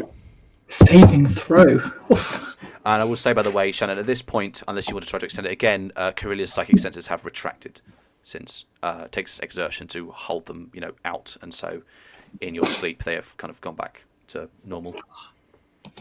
Sense that I no longer know where Barney and Zurab are. Well, yeah. Like you're not feeling that actively. You're not connected with Mosaic anymore. Those kind of things. With my proficiency in wisdom saves, I roll a 20. Oh, very nice. It is my stat. You feel a prickling in your neck and the sense of someone watching you as you're talking to Mosaic. And her eyes slightly narrow. To be clear about player versus character knowledge, yes. Does Aelie have any understanding that it comes from Mosaic? Give me an intelligence check. Intelligence. Raw intelligence? Raw intelligence. Well, I rolled a 4 with my bonus, so I'm going to say I don't know shit. Yeah, this is just a weird sensation. Well, last night when I shared... Oh, that's true. I shared with Aelie last night. Would I not have also shared that this link was coming from the fact that Mosaic has? Okay. All right. I'll allow you to make that check on advantage. Aelie has only just woken up, after all. So that's an 18 plus 2. Okay. It's 20. I would say, with the words that Karilya gave you last night, and also when you felt this kind of prickling as something kind of expanded from Karilya that you couldn't see but could faintly feel. Yeah, I think you could intellectually determine that perhaps, given what she said about Mosaic, this person, this limited telepath, is trying to probe you psychically. But on a 20, I think you'll also. You think that your mind is strong and certain in itself and of itself enough that you resist that probing. You believe. I think knowing this, I think Ailie's expression doesn't change, and she What's the water ritual? Is there a greeting? Water ritual is an exchange of water because water has high value. So the typical, I mean, the kind of the basic thing is each person puts out their own bowl and then puts their water in the other person's bowl. And there's a kind of a number of ways you can dress it up, but that's the basic premise of it. It's a bit too long for a handshake then. Yeah, no, it's a custom, it's a formality that you can do with someone who you're going to be, sitting down and chatting with as a sign of respect. But it's not something. A handshake would be a lot quicker if that's what you're asking. A bow, those kind of things are used as shorthands with less inherent respect inherent to the action. If a handshake is still customary, I'll offer her my hand and say, "My name is Aelie." I think for you as a monk, it's probably a bow. Well, I'll give her that, and actually that gives me an opportunity to subtly jangle the rings of my staff, which I just don't do magically. I just do it by kind of twisting the thing. You can tell it's not custom for her, but she reciprocates your bow. I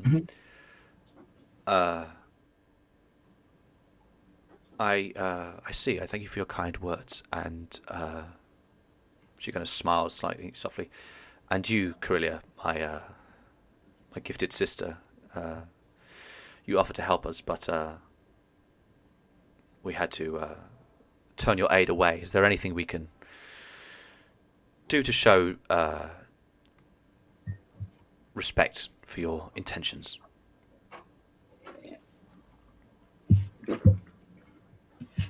I'm healer through and through, and I can sense there's still a lot of pain in the camp this morning. I would be honoured if you could let me help whoever needs it. As Nice. explained before, the customs here do not allow for your approach to healing. I understand that you wouldn't want me to use my psychic gifts, but I've been trained in many forms of medicine. I'm sure I could help in a way that's more suitable to your traditions. Our ways of medicine are perhaps of a different... Oh, I've lost someone again now. This keeps happening.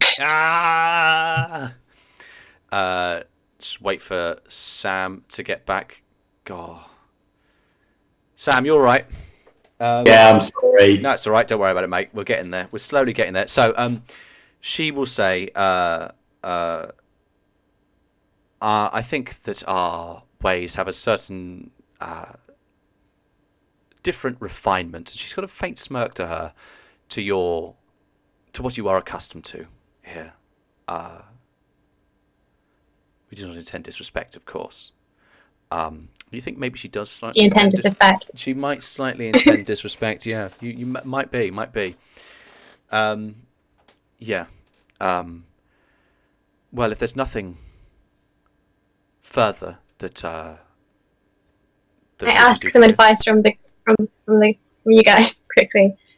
Okay, so if I ask, you think maybe there's people in your camp who aren't Europeans who could use our help and wouldn't, follow your traditions, I could help them, or would that be too obvious? It's kind of obvious. I mean, it's up to you. You can do that and make a persuasion check against an insight check, which, I was thinking of offering that your skills have been effective even against the plague that ravages the Southlands. But I think maybe you used your psychic powers there, didn't you? I don't need to know them. That might be a better boast than. Well, actually, I'd quite like to see your prisoners. Okay. Alright, I'll try that. all right. Yeah. So I let her know that I've managed to heal the plague in Osiro. Not heal the plague, I've managed to help those who suffered with it. That maybe she, not in a dickish way, but maybe you shouldn't underestimate how fucking great I am. I'd like to talk up how she saved me from the plague. If that constitutes the help action, I'll do it. Okay. In this circumstances, I'm going to say there's no roll because I don't think the outcome would be affected. Mosaic speaks and says, that is very virtuous of you to walk amongst people such as the Oseth, but we have it on the word of the wizards and merchant lords of Behel that the Oseth are kept driven from their city, and so we shouldn't have any concerns about the Shale Plague ourselves. But we thank you for your concern, and I praise your virtuous heart. I have them so bad. Perhaps a tour of your camp would be nice. I come from a very small tribe, and see around such a magnificent camp would be a great honor. Okay. Yeah. All right. I will say you can give me a persuasion check on advantage, given Ailie's kind of giving you the help here to kind of extend that forward. I will allow that. I'll mention as well that I'm expecting to meet with that guy. Come on, Grace. Fuck. Say His it. number slips Say out of my the mind every name. time. Inifredo. Inifredo. Yeah. I mentioned I'm trying to. 13. Sorry On about an that advantage. noise. Okay. Yeah. I think Harry, you're right. Okay. Yeah, I just unmuted my mic to make a witty remark that I've now forgotten. But as I then moved my hand across to get rid of the hair that has fallen on my head, I smacked the mic with my hand. So I'm really sorry if there was a loud banging noise of some sort. I'm muting myself now. Bye bye. Brilliant. Okay. So you asked this of Mosaic. She's kind of contemplates for a moment. Goes, I can give you a bit of a tour around. The tents closer to the centre, I would bid you to. I'm afraid you can't come closer. There's a certain amount of decorum and rank necessary, but I would be happy to give you a showing of some of the wonders of Thype that we have on display. And you, That'd be amazing. a new monk, turning to Aelie. My understanding is that the sage Inifredo is intending to meet you. Will you wait here for him, or should I send word that you will be moving with us? I would be pleased to join my friend on her tour. She, after all, I should like to see her enjoy the sights of civilization. Very well. I shall send word then. Okay. You get up. You pack your things. What little you have. The Mosaic and 4 soldiers come with you and begin to walk you through this place. You essentially skirt the line from where the general soldiers transition into the more officious tents. You get shown, the kind of religious tent. You're kind of kept away from some of the, stockpiles and animals and places that are kind of, more dirty and more military and less graceful. Just gonna roll.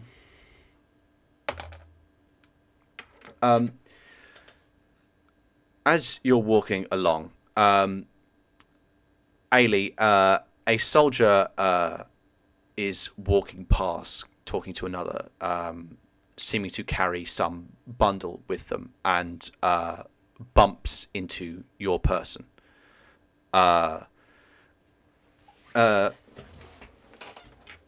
You catch it, and let me just roll. Good lord. And no one else does. As you bump into this person, you catch a moment of a very slight flicker where their elbow has jostled you. And catch the appearance of a lattice of silver triangles underneath, a material you recognise from the body of Ilek. And rather clumsily, you feel something shoved onto your person. You don't think noticed by anyone, but you feel it. This soldier goes in a slightly odd, one might say over-exaggerated Thippian accent. So sorry, pardon. Step away from me. Mosaic leans in to kind of berate this person, and you kind of get there before her, and they step up and, so sorry, pardon, madame, please. I cut him off with cold righteousness. Sure, and they Very kind of, much, I am a holy maid. they How bow dare their you heads touch me? in deference, but you think perhaps you catch a brief wink, or maybe it's just a blink, as this person walks away. I grip the object, not knowing what it is. You grasp it. You feel a small scrap of vellum,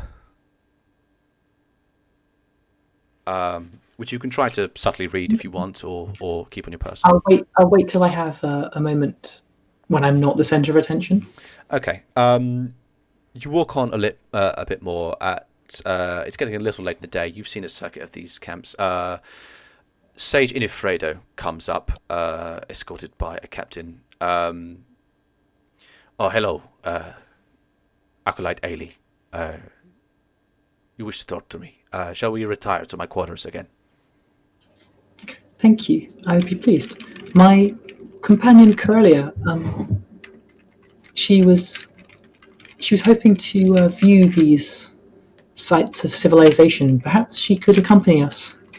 I think she would benefit from learning of a more refined view of the world. He turns to you, Karilya, this kind of, slightly stooped man. Sorry? She has a provincial spirituality. I'm always interested to share the light of the sun with those who would normally fall beyond its rays. Would you like to join us, young Karilya? Be honored. Turns to Mosaic, goes, Mistress Mosaic, I apologize for stealing both of your guests. I know how much you love showing people the wonders of Thype. I hope I can do my part as well. And Mosaic kind of accepts in a dignified way, says, I have other matters to attend to anyway, and slightly glides away. You're taken into this large tent, Aelie, you were in the night previously, where you did these religious demonstrations for people. By the time you come in, and having gone through this place, you can see there's clearly a period of transition going on here. While defenses have been shored up, there's a general sense of packing up, of getting ready to mobilize. As you come into this place where before there were, stands out and kind of curios to decorate the place and books coming out of trunks and so on, a lot of things have been packed up. This place has become more bare. But some pillows have been put down and a small pot of tea is brewed. Inofredo goes, I'm afraid that I will have to pour the tea myself today, but I am without assistance right now. Or, well, kind of Would looks it be to... appropriate if I were to pour the tea? That would be much appreciated. Is this? I'm sorry, I've got it. In. Is this really what's happening? Like the one that summoned the fucking demon is having a little thing. She negotiated it very well. Inifredo Inifredo is fond of her. Yeah, I mean, it's I'm going to caress the teapot. This is fucking bullshit. Like you're Meanwhile, sexy tea time while we're having limbs amputated. Sorry, you can go back to royal way there. You've come into this place. It functions secluded. There's an assistant kind of at the corners of this place packing things up, but they are kind of looking away from you, keeping preoccupied. Do you do anything as you come to this place, Aelie? Does Aelie read the note or anything, or? I will read the note when I get a moment. I was thinking of maybe as I took out my various religious accoutrements, I could have it among them and consult it. Sure. Yeah. Okay. I mean, is that part of the? Yeah. Okay. So you serve the tea. Inifredo is like, so you are.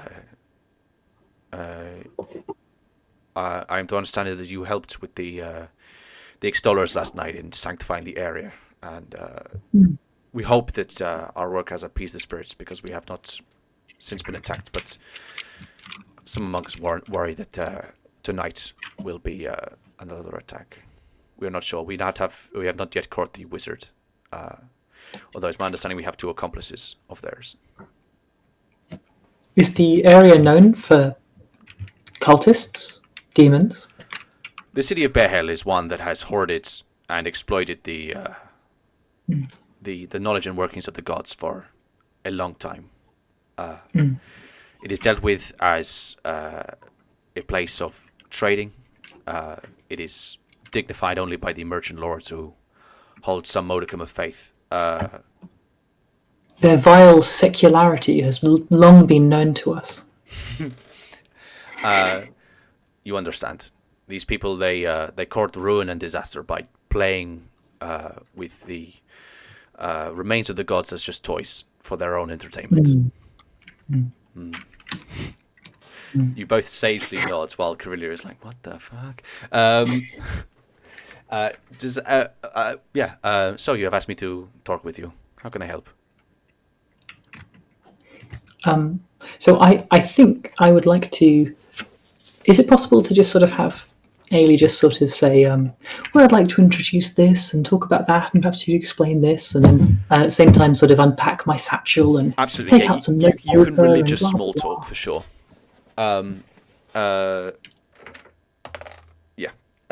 Okay. And do you read the vellum? If I can. Okay.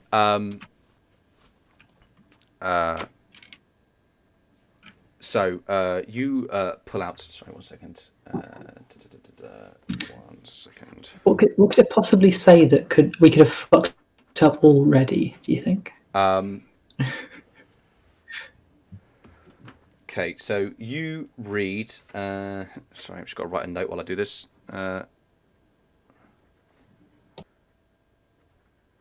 Sorry, 1 second.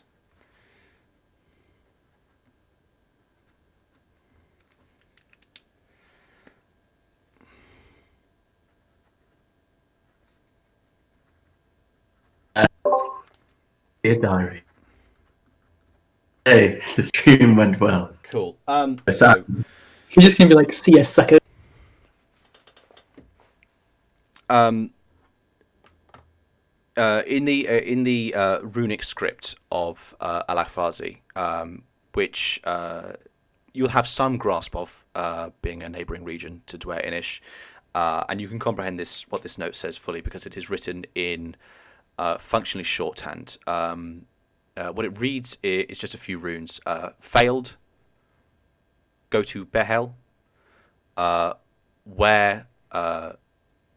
And what would essentially translate in English to Z and B,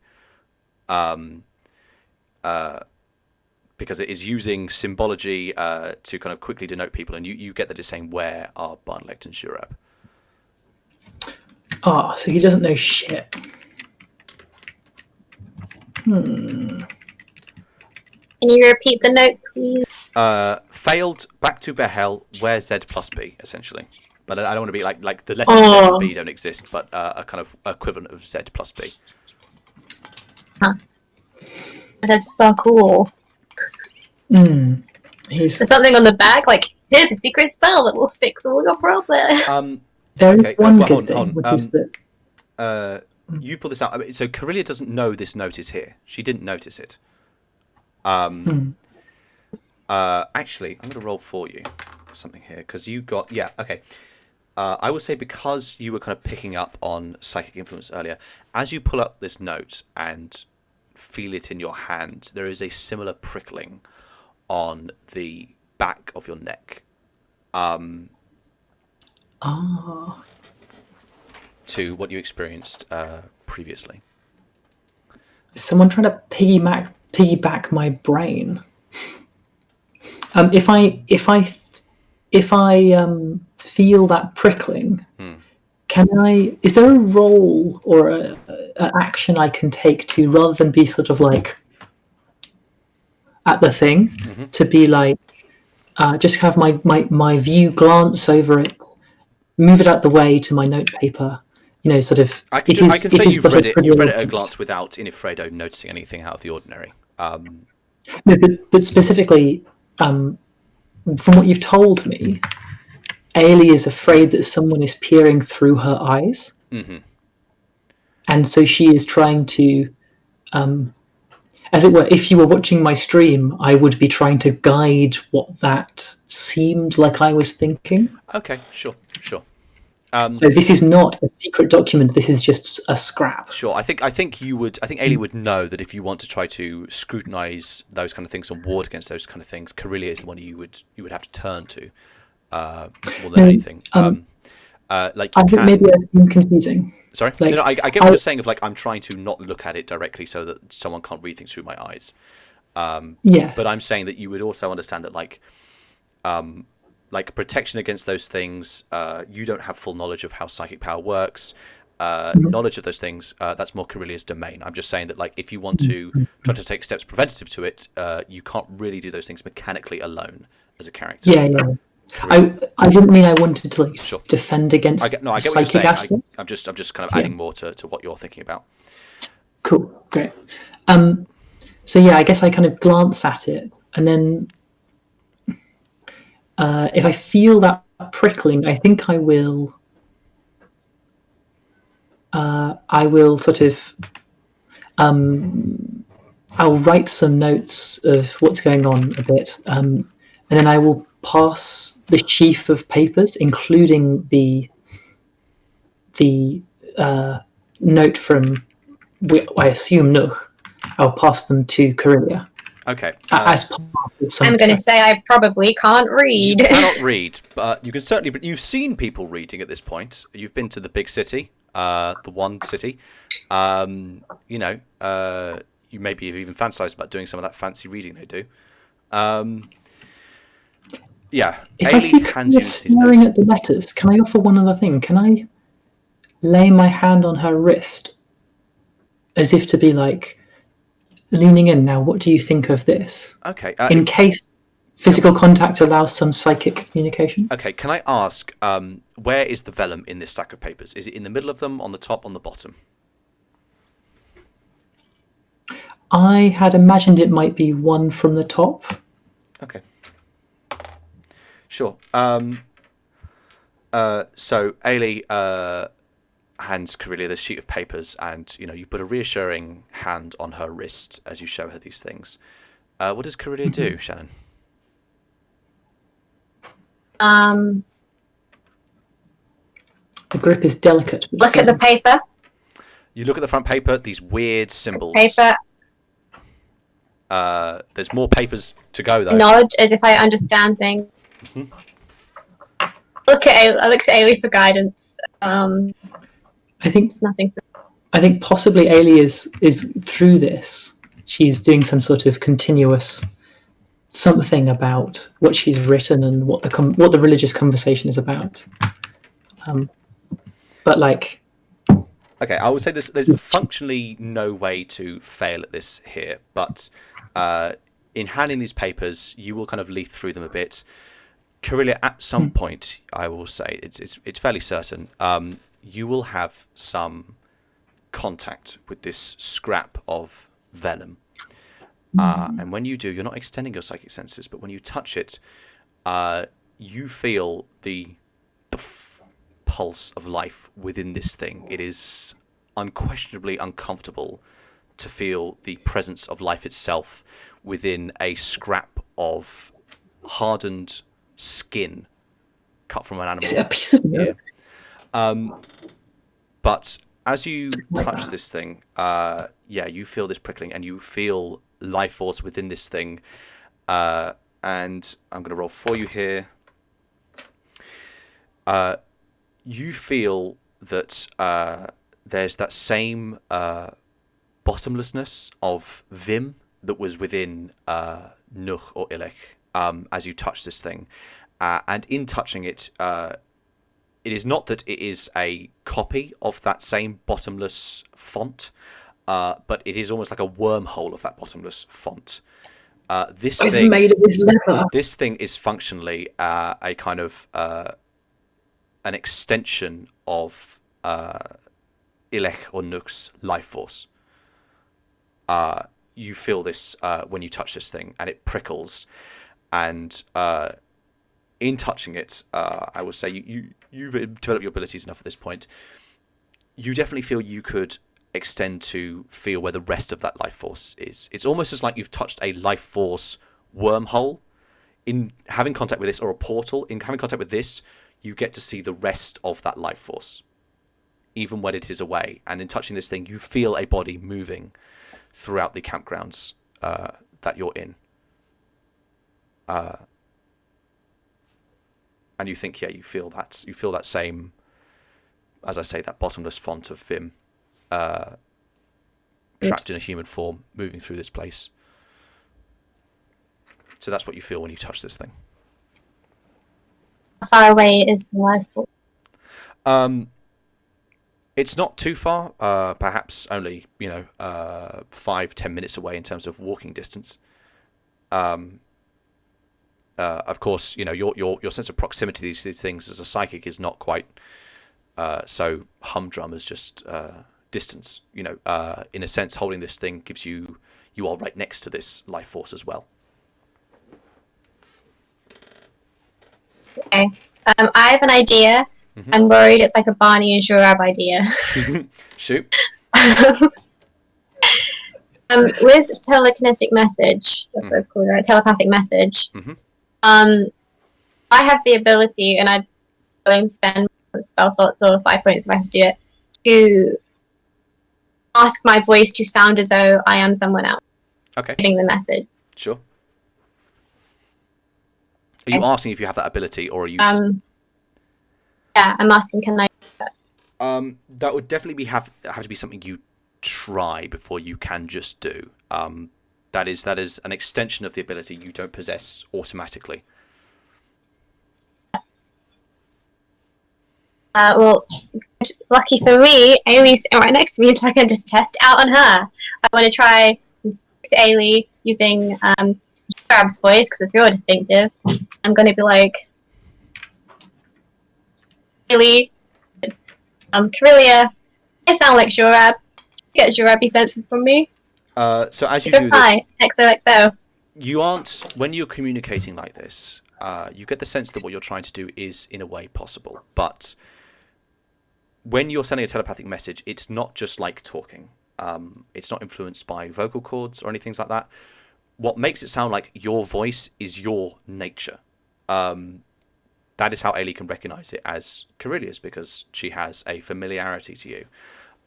You think that there may be some way to interact with another person and their life force to create the facade of their kind of their theirs, if that makes sense, when sending these telepathic messages. But without Zurab here to try that out with, it's not something you can do on your own. I think if I was to pretend to be Mosaic and tell Alfredo should send me and Aelie to her taste, don't even worry about guards, just send one their way. I think that's something I would not be able to do successfully. No, you'd have to have a telepathic. You have to have some kind of psychic. It doesn't have to be necessarily telepathic, but you'd have to have some kind of psychic grip upon Mosaic to do that, or would have to know Mosaic so well in some way that you could emulate theirs. I know that's kind of an annoying word to use, but the sense of it being them is something you can't just capture like that. Instead, I'm simply going to communicate to Aelie that I know where Black is in the camp.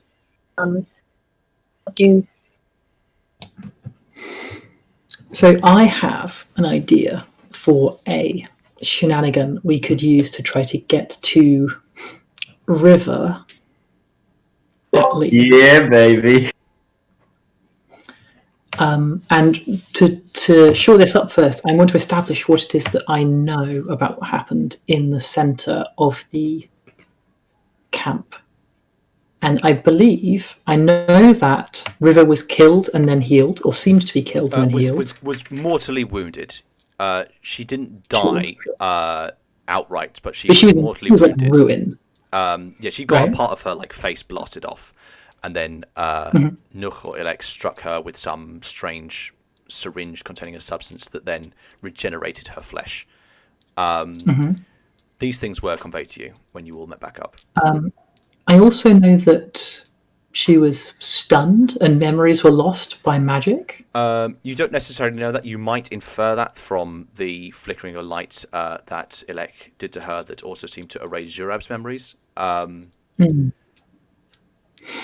So my plan is this. My plan is to have a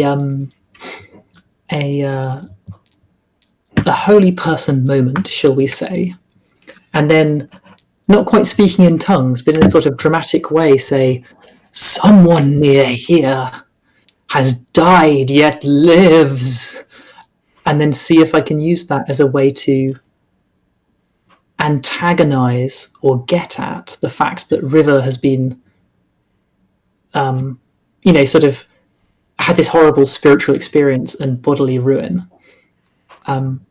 Okay, you just say that out of nothing, or do you lead up to that or something? No, I was going to try to lead up to some sort of more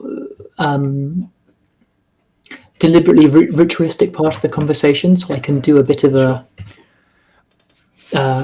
sacred circle and let us all join our hands in communion and stuff. Give me an interrogation check, because you've got a rapport Interrogation? No, sorry, intimidation, not interrogation. That's not a check. Intimidation. Ooh. And I will say that you, if you want, you can guide the conversation to, you think, you've got a sense of this person, where they would most kind of get a hold of what you're trying to do, which is kind of, I believe there has been a kind of a sacred infraction here. Someone has resurrected who, and that is outside of the realm of what should be acceptable. Can I do it instead of straight up trying to make him shit his britches? Can I do like a cold reading where I'm trying to suggest to him the things he needs to say to me? I'm creating like a con artist does or a psychic. Okay, I would say that's going to be a harder DC, but you can do if you want. Okay, could I use insight for the check? I'm kind of already giving you a certain amount of insight to figure out what this person will and won't, because you've got a sense of this person already on some good insight checks previously. I will say you don't. The way this person is most going to respond to it is in a kind of a sense of generating a sense of someone here has trespassed upon the divine. This is a problem. Here's how. If you want, here's how we deal with it. That kind of thing.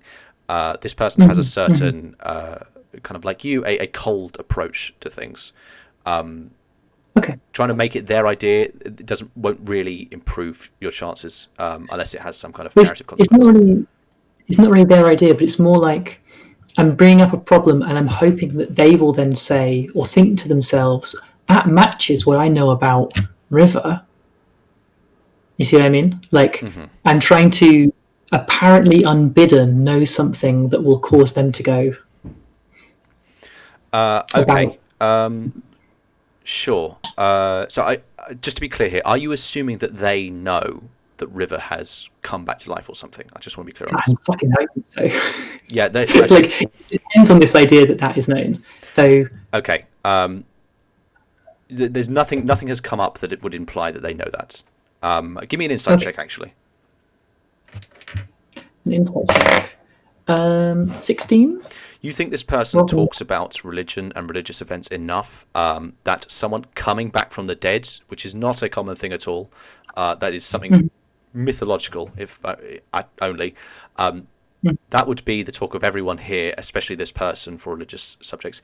If it hasn't come up, it would only be because they have a very vested interest in not mentioning it to you, which is possible, but you think you've earned this person's trust, or they do not know or believe that River has come back to life. Then I will try. And you might think, given, you might think that given that you will know that Zurab left her body in a kind of effectively an alleyway between two tents, it may be that she wasn't discovered before she woke up. Then I will try then to, if you will still permit me, make this intimidation check. Yeah. It's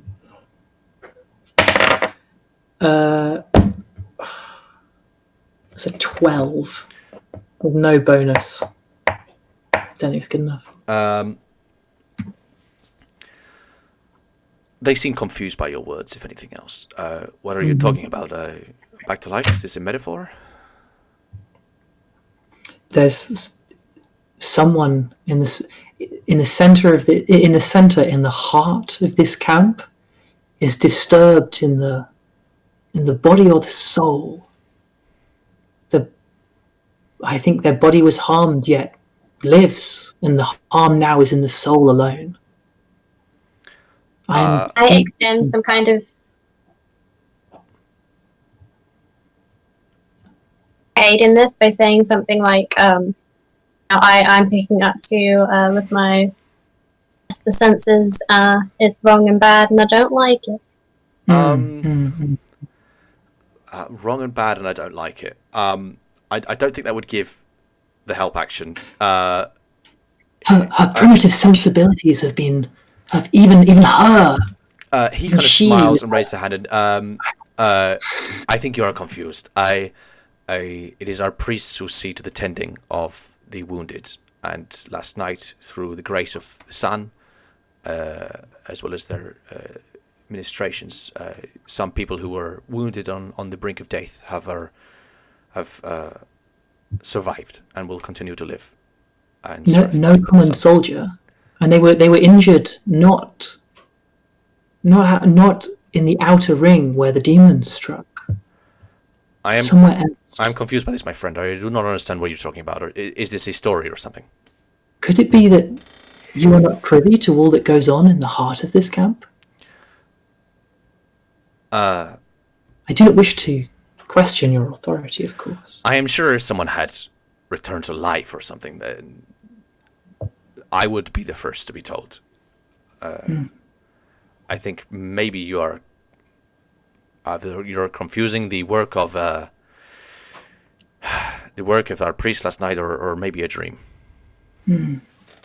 It could be so. Extend a hand to him.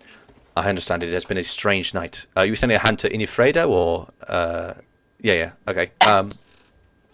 He kind of regards Can I say, please allow me, I could link you to Aelie and show you what it is that she's sensing. I am not I'm not entirely keen to meddle in the minds of others. I appreciate you talking to me about this, but I think you must be both confused. I have one last ploy. Could this symbolize the infiltrators, some harm that they have done spiritually to this camp? Well, I mean, it is possible that there is this. Oh, we lost someone again. Who is it? It's Sam. Just wait for Sam to get back. This is my favorite part of the stream now. It's a nightmare. It's so exciting. Breaks the flow of everything. Also, my other favorite thing is how Shannon speaks, and then there's like a 1 second delay before the voice arrives. All right, Sam's back. Okay, sometimes it catches up. It's so interesting. So yeah, Inifredo has said. Pay for my internet. Inifredo has said, I'm not keen to touch Nespa's hand just like that. Sorry, where is it we left it? I got. Sorry, my train of thought got lost. I was going for. Could it be that the infiltrators, some kind of spiritual malfeasance on their part? Our priest and yourself were busy last night trying to sanctify and ward this place. But we were outside, and where are they kept? My feeling is that this harm is in the center, perhaps physically, perhaps spiritually, of the camp. We have a couple of prisoners who is believed are working for the wizards that attacked us last night. But I would not concern yourselves, because they will not be with us for long. But where are they? Could it be they are in the center? Is my vision correct? They are being interrogated closer to the center, but it matters not. There's not much more you can do for them. I worry perhaps they are more than they seem. or a symptom of something more dangerous? If you wish to busy yourself, then turn your efforts towards finding the wizard that has brought this terrible, wrathful creature upon us.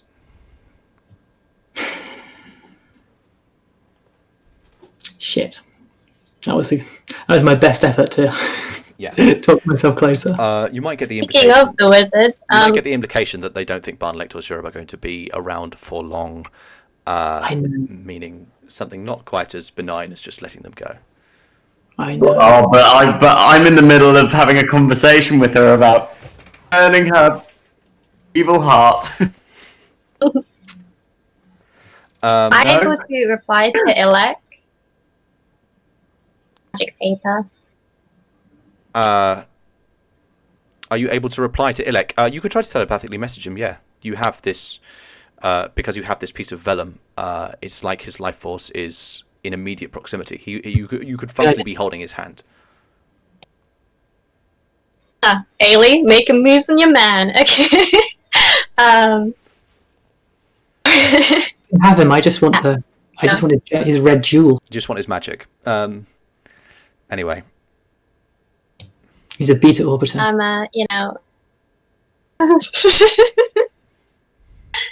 Technically stroking his thumb, you know how you do when you hold hands. And I'm like, it's not gone well. Hi. Arnie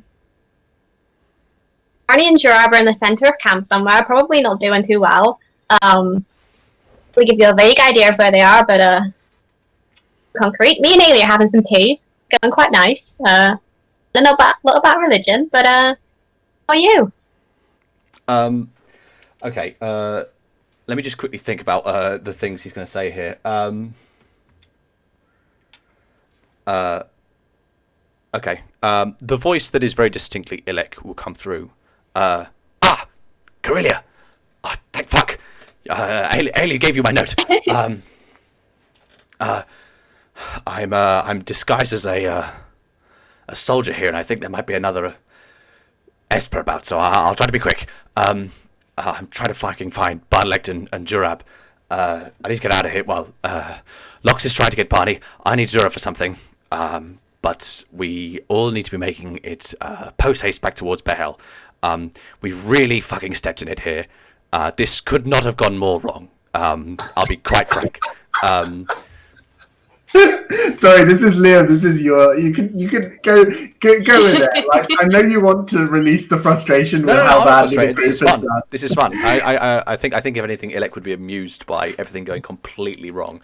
Able to show Ilek where I think Barney and Zurab were last. Yeah, I will say you can communicate the sense. He will say, exceptional. I think, are you with Aelie? Is she there? Yeah. Best make efforts to leave. You can keep on going with telepath, actually, can't you? It's just, is telepath a first level or an at-will spell? It's it's called before first level. It's a first level, is it? Oh, No. Blimey. The ones before first level. Oh, the one. So cantrip. Yeah. I play D&D. Okay. He's going to say. So yeah. He said he's disguised as a soldier. Listen, we need to figure out a plan to get everyone the fuck out of here as soon as possible. I don't think Zurab and Barnalegt have much time. I can make a pretty big fucking distraction as a last-ditch thing. Lox snuck in here last night, but I don't know if I can do it again in the day. I'm not sure. Lox managed to do anything last night? Hmm? Lox managed to do anything last night? Yes. You said she snuck in here. Did she do anything? She stole some things we need. I say the distraction is a last-ditch attempt. If you got any other ideas what we could do? I'm really just flying blind here, to be honest. I mean, It's really fucking buggered. I'm going around pretending to be a soldier. I don't think this Thippian accent's going to hold up that much longer. Now that I've got a sense of where Zurab and Barnalegt are, perhaps I can figure something out. But yes, it'd be good for you to convene with Aelie and we can try to figure out what to do. If you're looking for me, there's a dead well just west of Rayforte. We've been holed up there. This is Ilek over and out. Yeah. Sensational. I think at this point, actually, based on that, and you can then communicate some of the kind of core parts there to Aelie telepathically while you are both having a conversation with Inifredo. Is there something you aim to do at this point? Just to get a sense of where things are going to move to. I would consider a spell, though I don't think I have any that are immediately obviously useful. Right. Otherwise, I might just kind of talk about and I mean, cause are you going distractions. to? The idea is, I mean, there's soldiers outside waiting to escort you off premises once you're done. Are you? Well, in that case, I might just cause as much of a sort of procession, a positive commotion as possible. Okay, what are you trying get to do? attention, Like, shake lots of hands, give gifts, give blessings, that kind of thing. okay. Hand out water. I don't know. You're trying to start like a conga line after Yeah, exactly. after a massacre Sure, by demons. No, but a conga line of generosity and kindness. For the sake of Hey, make sure it's expediency, shall we say that you have a very gracious departure and come to the periphery of the camp, both of you, and then In the line of Tonga. you've got a sense of where this well is. You think you could find it, or are you going to head to Rayforte, or what? What are you two doing?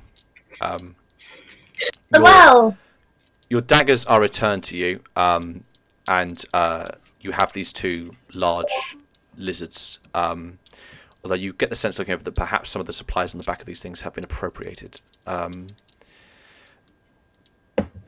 What can you do? You head forth what you for the gonna well then. do? All right. I have a feeling maybe we go to Rayforte first to appear innocent and then to the well.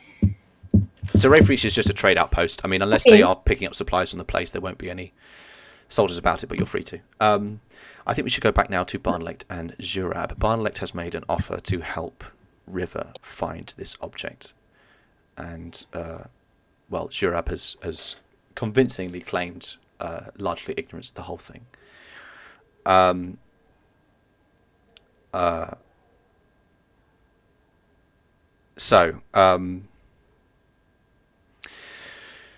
Barnalegt, River has kind of contemplated your offer and said, you want to leave, tell me where the thing for this device is. And it is icosahedron for a 20-sided shape, by the way. I screwed up. Yeah, Grace, you can duck out for a sec. So River is going to be like, yeah, she's going to say, tell me where it is, and she kind of thinks for a moment. You have it on my honour that I will let you go free, and on the honour of Rayforte. You've been punished as a thief. It would be fair if you return what you've stolen. You prove that you are nothing more than that, and can walk away. Okay. You have the icosahedron, that bit. In the darkness, when I opened it, it went from where in the tent in which it was originally, should be somewhere on the floor. Buried in the mud, maybe. Is there mud? Is there mud? Yeah, it was mud. Sand? Buried in the mud, maybe. Something, anything. It should be there. Okay.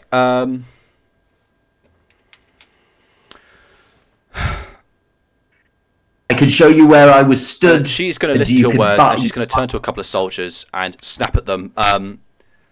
In the mud. Check it properly this time, imbeciles. They quickly depart.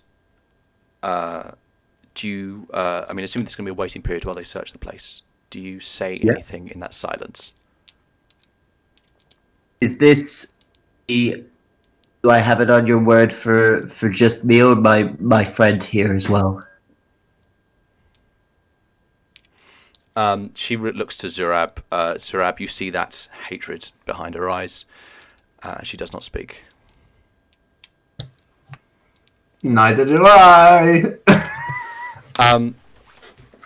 About... I've got to roll from dice, actually. Okay. About 30 minutes later, actually, sorry, I've got one last thing. Okay. There's a bit of a wait. At what point, River goes outside and you hear her bark. You know, what are you standing around for? Go, search! And she returns to just sit on her stool, kind of tapping her feet. Mulling something over. She looks at Zurab. She goes, you know, maybe I should thank you in a strange way, whatever it is that was done to us. She kind of looks at her hand and kind of flexes it and flows. Wow, There's been a there's been a strange invigoration. I feel 10 years younger. Did this happen to you? Or am I special? Oh, Maybe- she's gonna kill me, isn't she? I feel. How do I feel? I feel a lot worse. No, but she can fuck off. I'm feeling possibly worse than I have for about 10 years.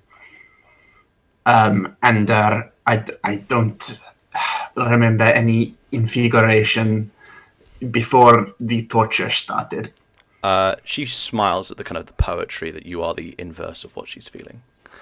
30 minutes later, there's a bit of a shout and a few soldiers come in, and you see in their palm they hold this little kind of opalescent, kind of yellow-hued ball.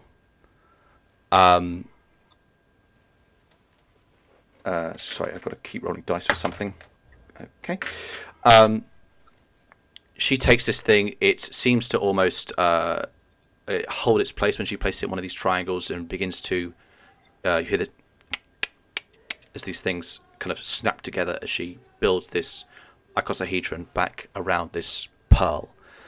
And as the final one closes, there's a kind of incredibly quick expansion of this sphere around the space. You kind of briefly feel the hair on the back of your necks tingle and then die down. She hands it back to a soldier. She says, return this to Moda's tent immediately for her protection. What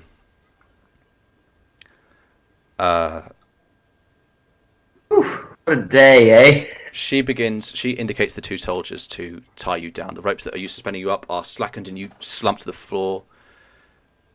Your hands and feet are untied.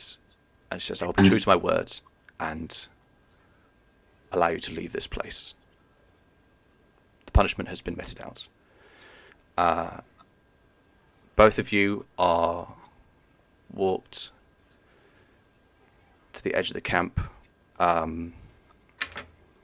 They're gonna execute us. She looks to you as you get to the edge of this place. There is essentially a kind of a street of formed by tents and kind of soldier encampments on either side. And she looks to you, Zurab, and says, "The punishment for traitors is to walk once more in the sun. So I give you the walk." And she indicates this kind of street leading out of the campsite. and you see she briefly turns back as a soldier hands her a bow and a single arrow. She turns to Barnalegt. You, dromads, are free to leave. You have your punishment.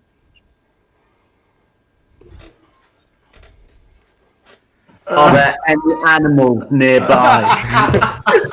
All right. There are some pack animals, yes. I'm sorry, pick them up a bit there. There are some pack animals nearby, possibly, yeah. Do I have anything that will make them bound towards me as an arrow is shot? Tragically, Sam, you can try things with Barnalegt, who is exhausted, who's battered, who's could easily fall if you wish. You can try it. It'll be very, very difficult, and you do not have dominion over animals, as it were. What is Zurab doing, Ari? Can I say I would like my hat back? It is customary that one is fully open to the sun, but perhaps we can make an exception in your case, and your hat is handed to you. You kind of crookedly arranged on your head with shaking hands. Do I know about this? She's just going to shoot me in the back, but is there any specific thing that she has to do or I have to do? Do I know about this Give practice? me an intelligence check. Last roll of the game. That's a 17. I don't know what I think my int is 0. Yeah, it's 0. 17. The kind of the sacred method of execution of the Thippian faith is to die walking in the sun. But what does that mean? That can mean you can infer how they may met that out in this instance. Harsher punishment would be to push you into the desert and have you just wander there until die. Until you The die. bow and 1 arrow thing seems like a trial by ordeal. Like, you get shot once, kind of thing. Sam, you're I mean, muted. don't I just have to walk? Okay. You don't really have much time to think about this. You can stand here if you want. Yeah, there aren't. I don't think there are any.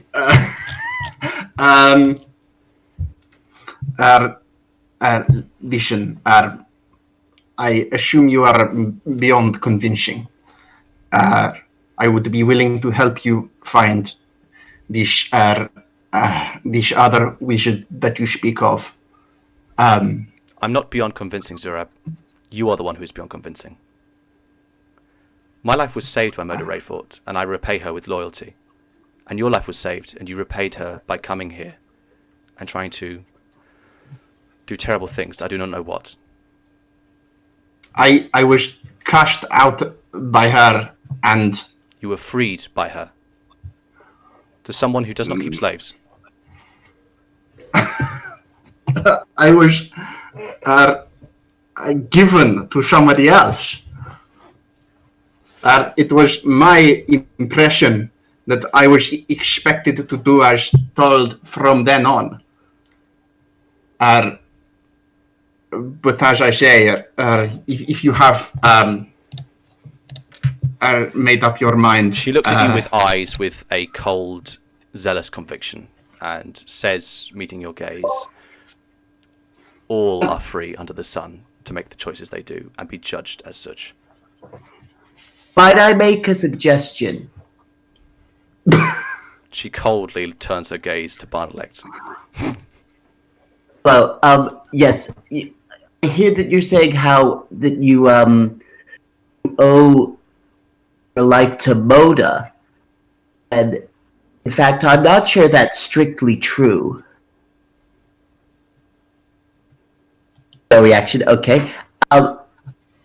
Because I have actually seen you die and be resurrected. That's what I meant earlier when I said I also died, but I don't know what happened. So maybe you owe your life to someone else.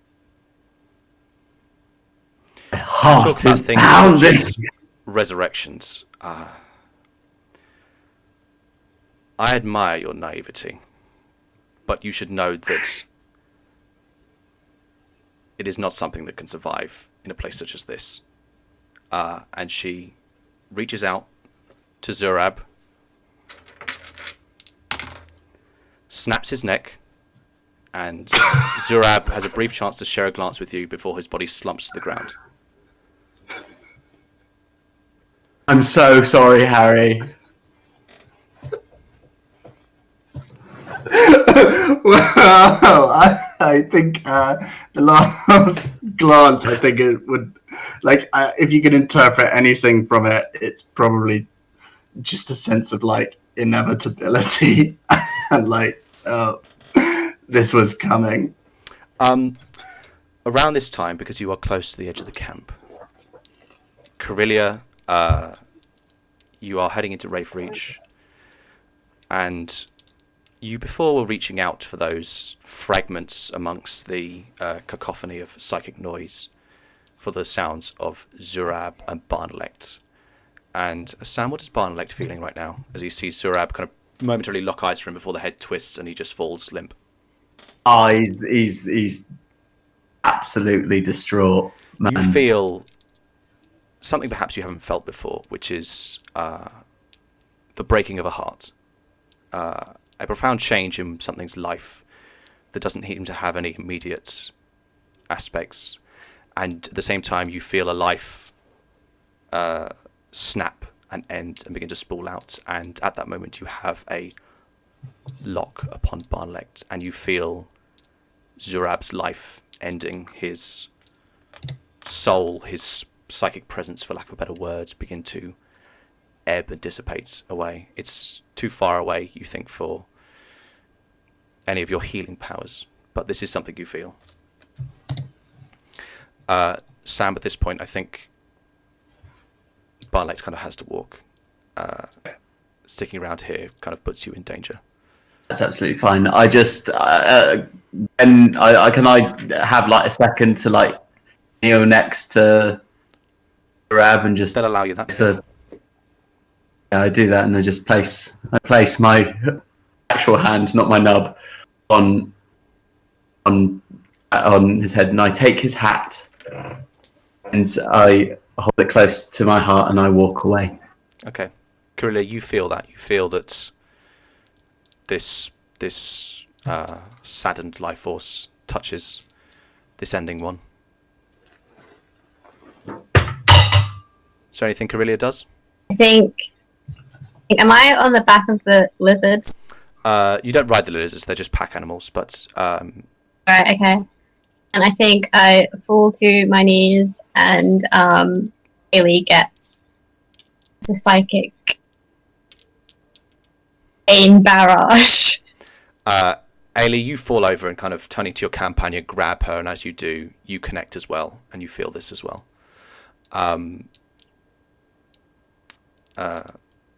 That's what you feel. Is there anything you do in particular? Or you can do nothing if you wish. Just checking. I feel like there's nothing I can do, but I want to make a desperate cry out to Barney and say, bring him to me. Okay. Give me another check with your spellcasting ability modifier. And make this one an advantage as you make a psychic cry amplified by your connection to Aelie. Advantage. Is Zurab's spirit too far to be interacted with? Maybe not his body healed. What did you roll, but Karilya? 14. 14. Oh, that's on advantage. Okay. Aelie, you are experiencing a sense of oneness with Karilya right now, so you're free to exchange ideas such as these, because can you grab something? Karilya, I'm going to roll a dice now. You want them to roll the opposite of your number, so that would be 16. They got an 18. Yep. You cry out psychically. A wave expands from you and ripples over the landscape. And as before, when you expanded your consciousness and felt that candle in the dark of mosaic, This is similar, but amplified 1,000 times, because this is something raw and personal and true to your very self. There is no consciousness here. It is a reaction from the very center of your psychic being. And as you call out, in the darkness of the psychic sea, it's not a candle that you feel, but a tremendous pyre. Somewhere far to the northwest on the mountain range, some entity that dwarfs you, like an elephant to an ant, hears you. And Oh. Oh dear. Barnalegt, you put your hand on Zurab. Something passes between you two as Zurab's life ebbs, and you get up and walk, limping, beyond the periphery of the camp.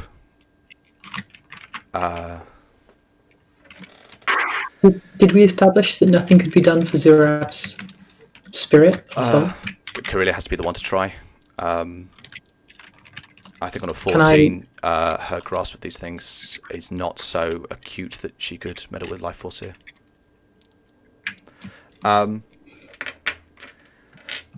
walk beyond the periphery of the camp. I'm going to say at this point that Karilya and Aelie have headed towards this well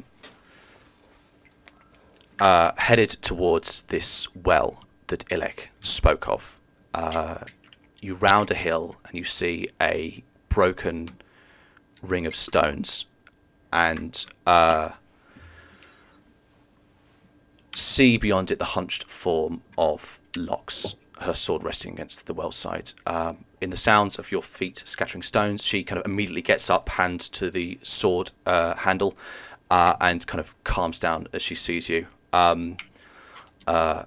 She quickly moves over, looks around. Where's Barnalegt? Is Barnalegt here? Barnalegt is alive. Is he coming? Is he safe?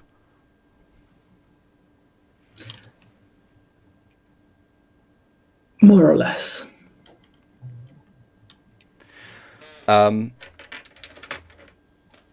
Okay.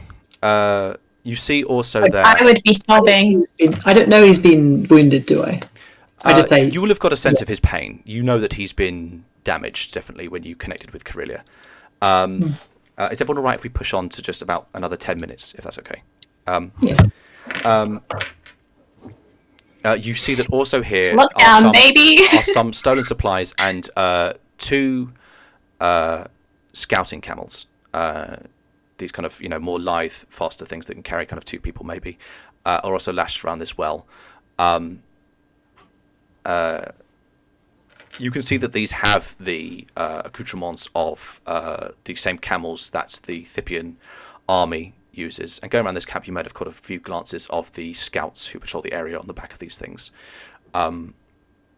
These camels appear to have been fully stolen alive from the Thippian forces here.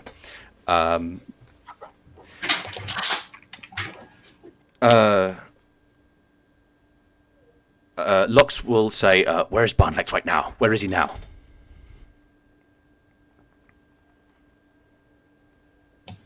He's coming. They've let him free. Does he know to come here?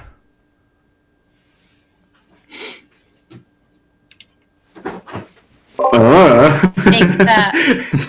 think that it piggyback off the psychic power I used before and just touch Lox, show her where Barney is and say. That's moment's kind of faded, but you can give her a impression of where he is.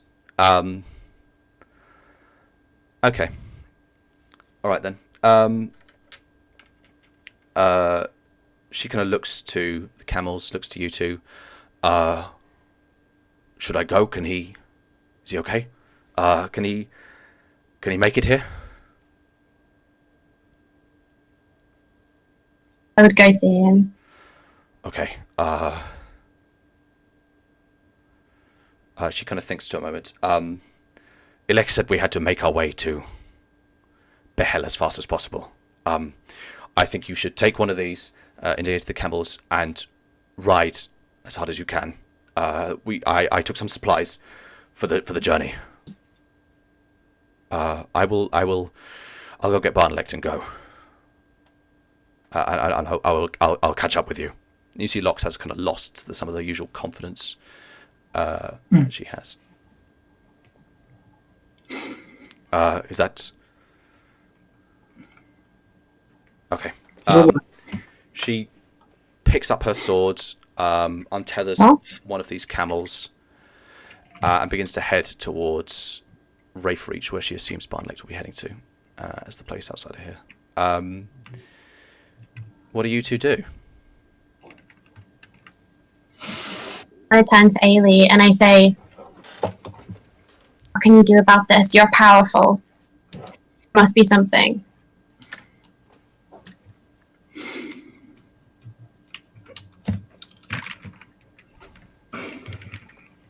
I'll not trust a wizard again. But the powers I have...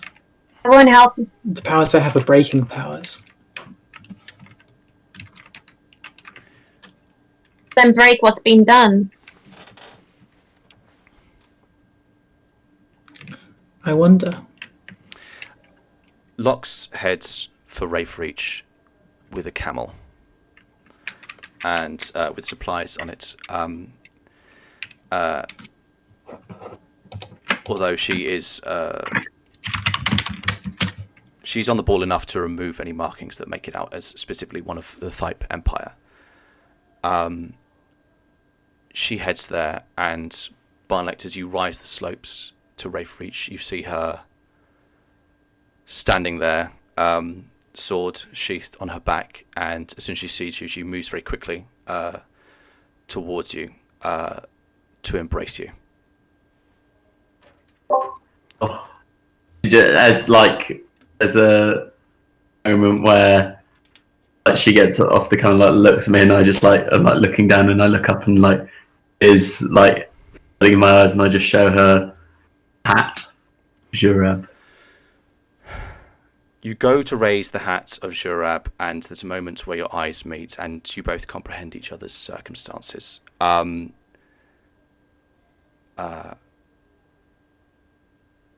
She puts you on the camel,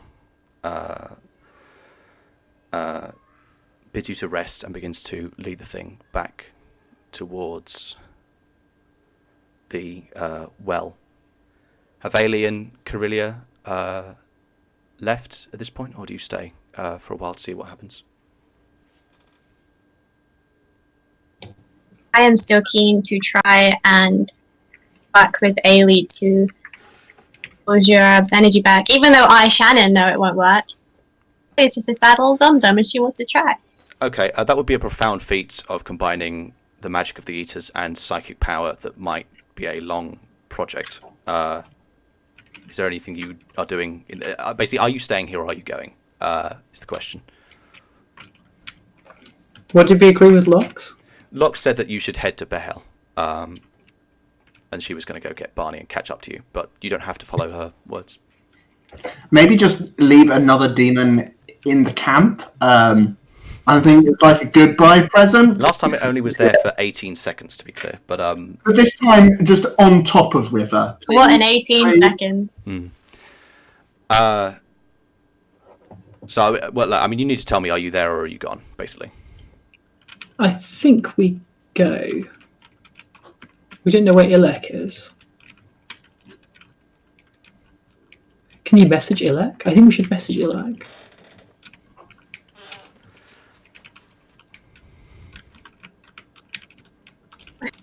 It'd be useful, but I also feel like my emotions would be too much for me to be much good. I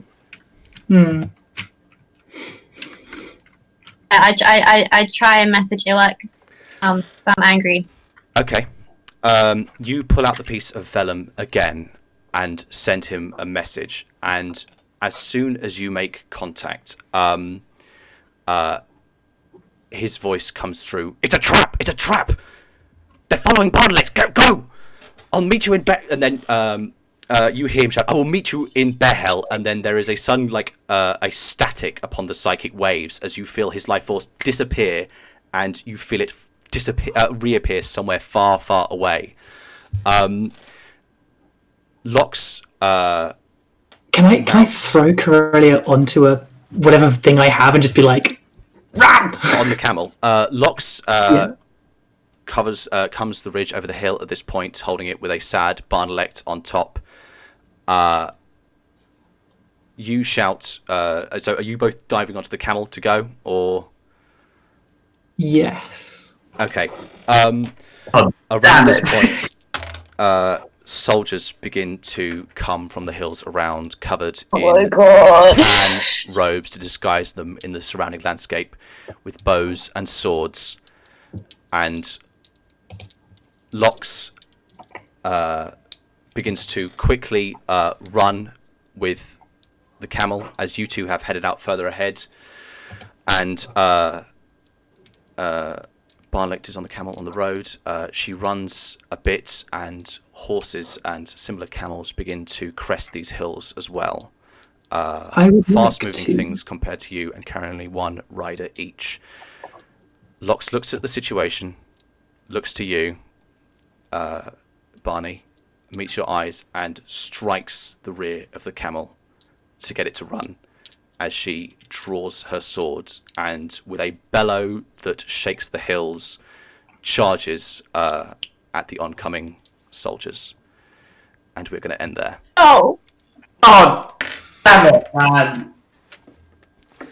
fuck you, Liam. That was a pretty harsh session. I thought that Zurab might get out of that for a while, but... Really? You did? No, I did You actually. couldn't have told me how to. I did. I'm going to take my criticisms from my players off the air. I think we can do much better than someone else owns your life now. I had fun. I hope everyone else did. Sorry I couldn't had get an the little... experience. Sorry I can get the little panels to work, our viewers, that show our characters. Look, here's what happens. People all switch around. Doesn't work out too well. I will get that fixed for next session. Hey, one of them we don't need anymore, though. No, It's that's all true. right. That's true, Harry. Anyway, yeah. Thanks everyone for watching. Bye. I love you. Bye.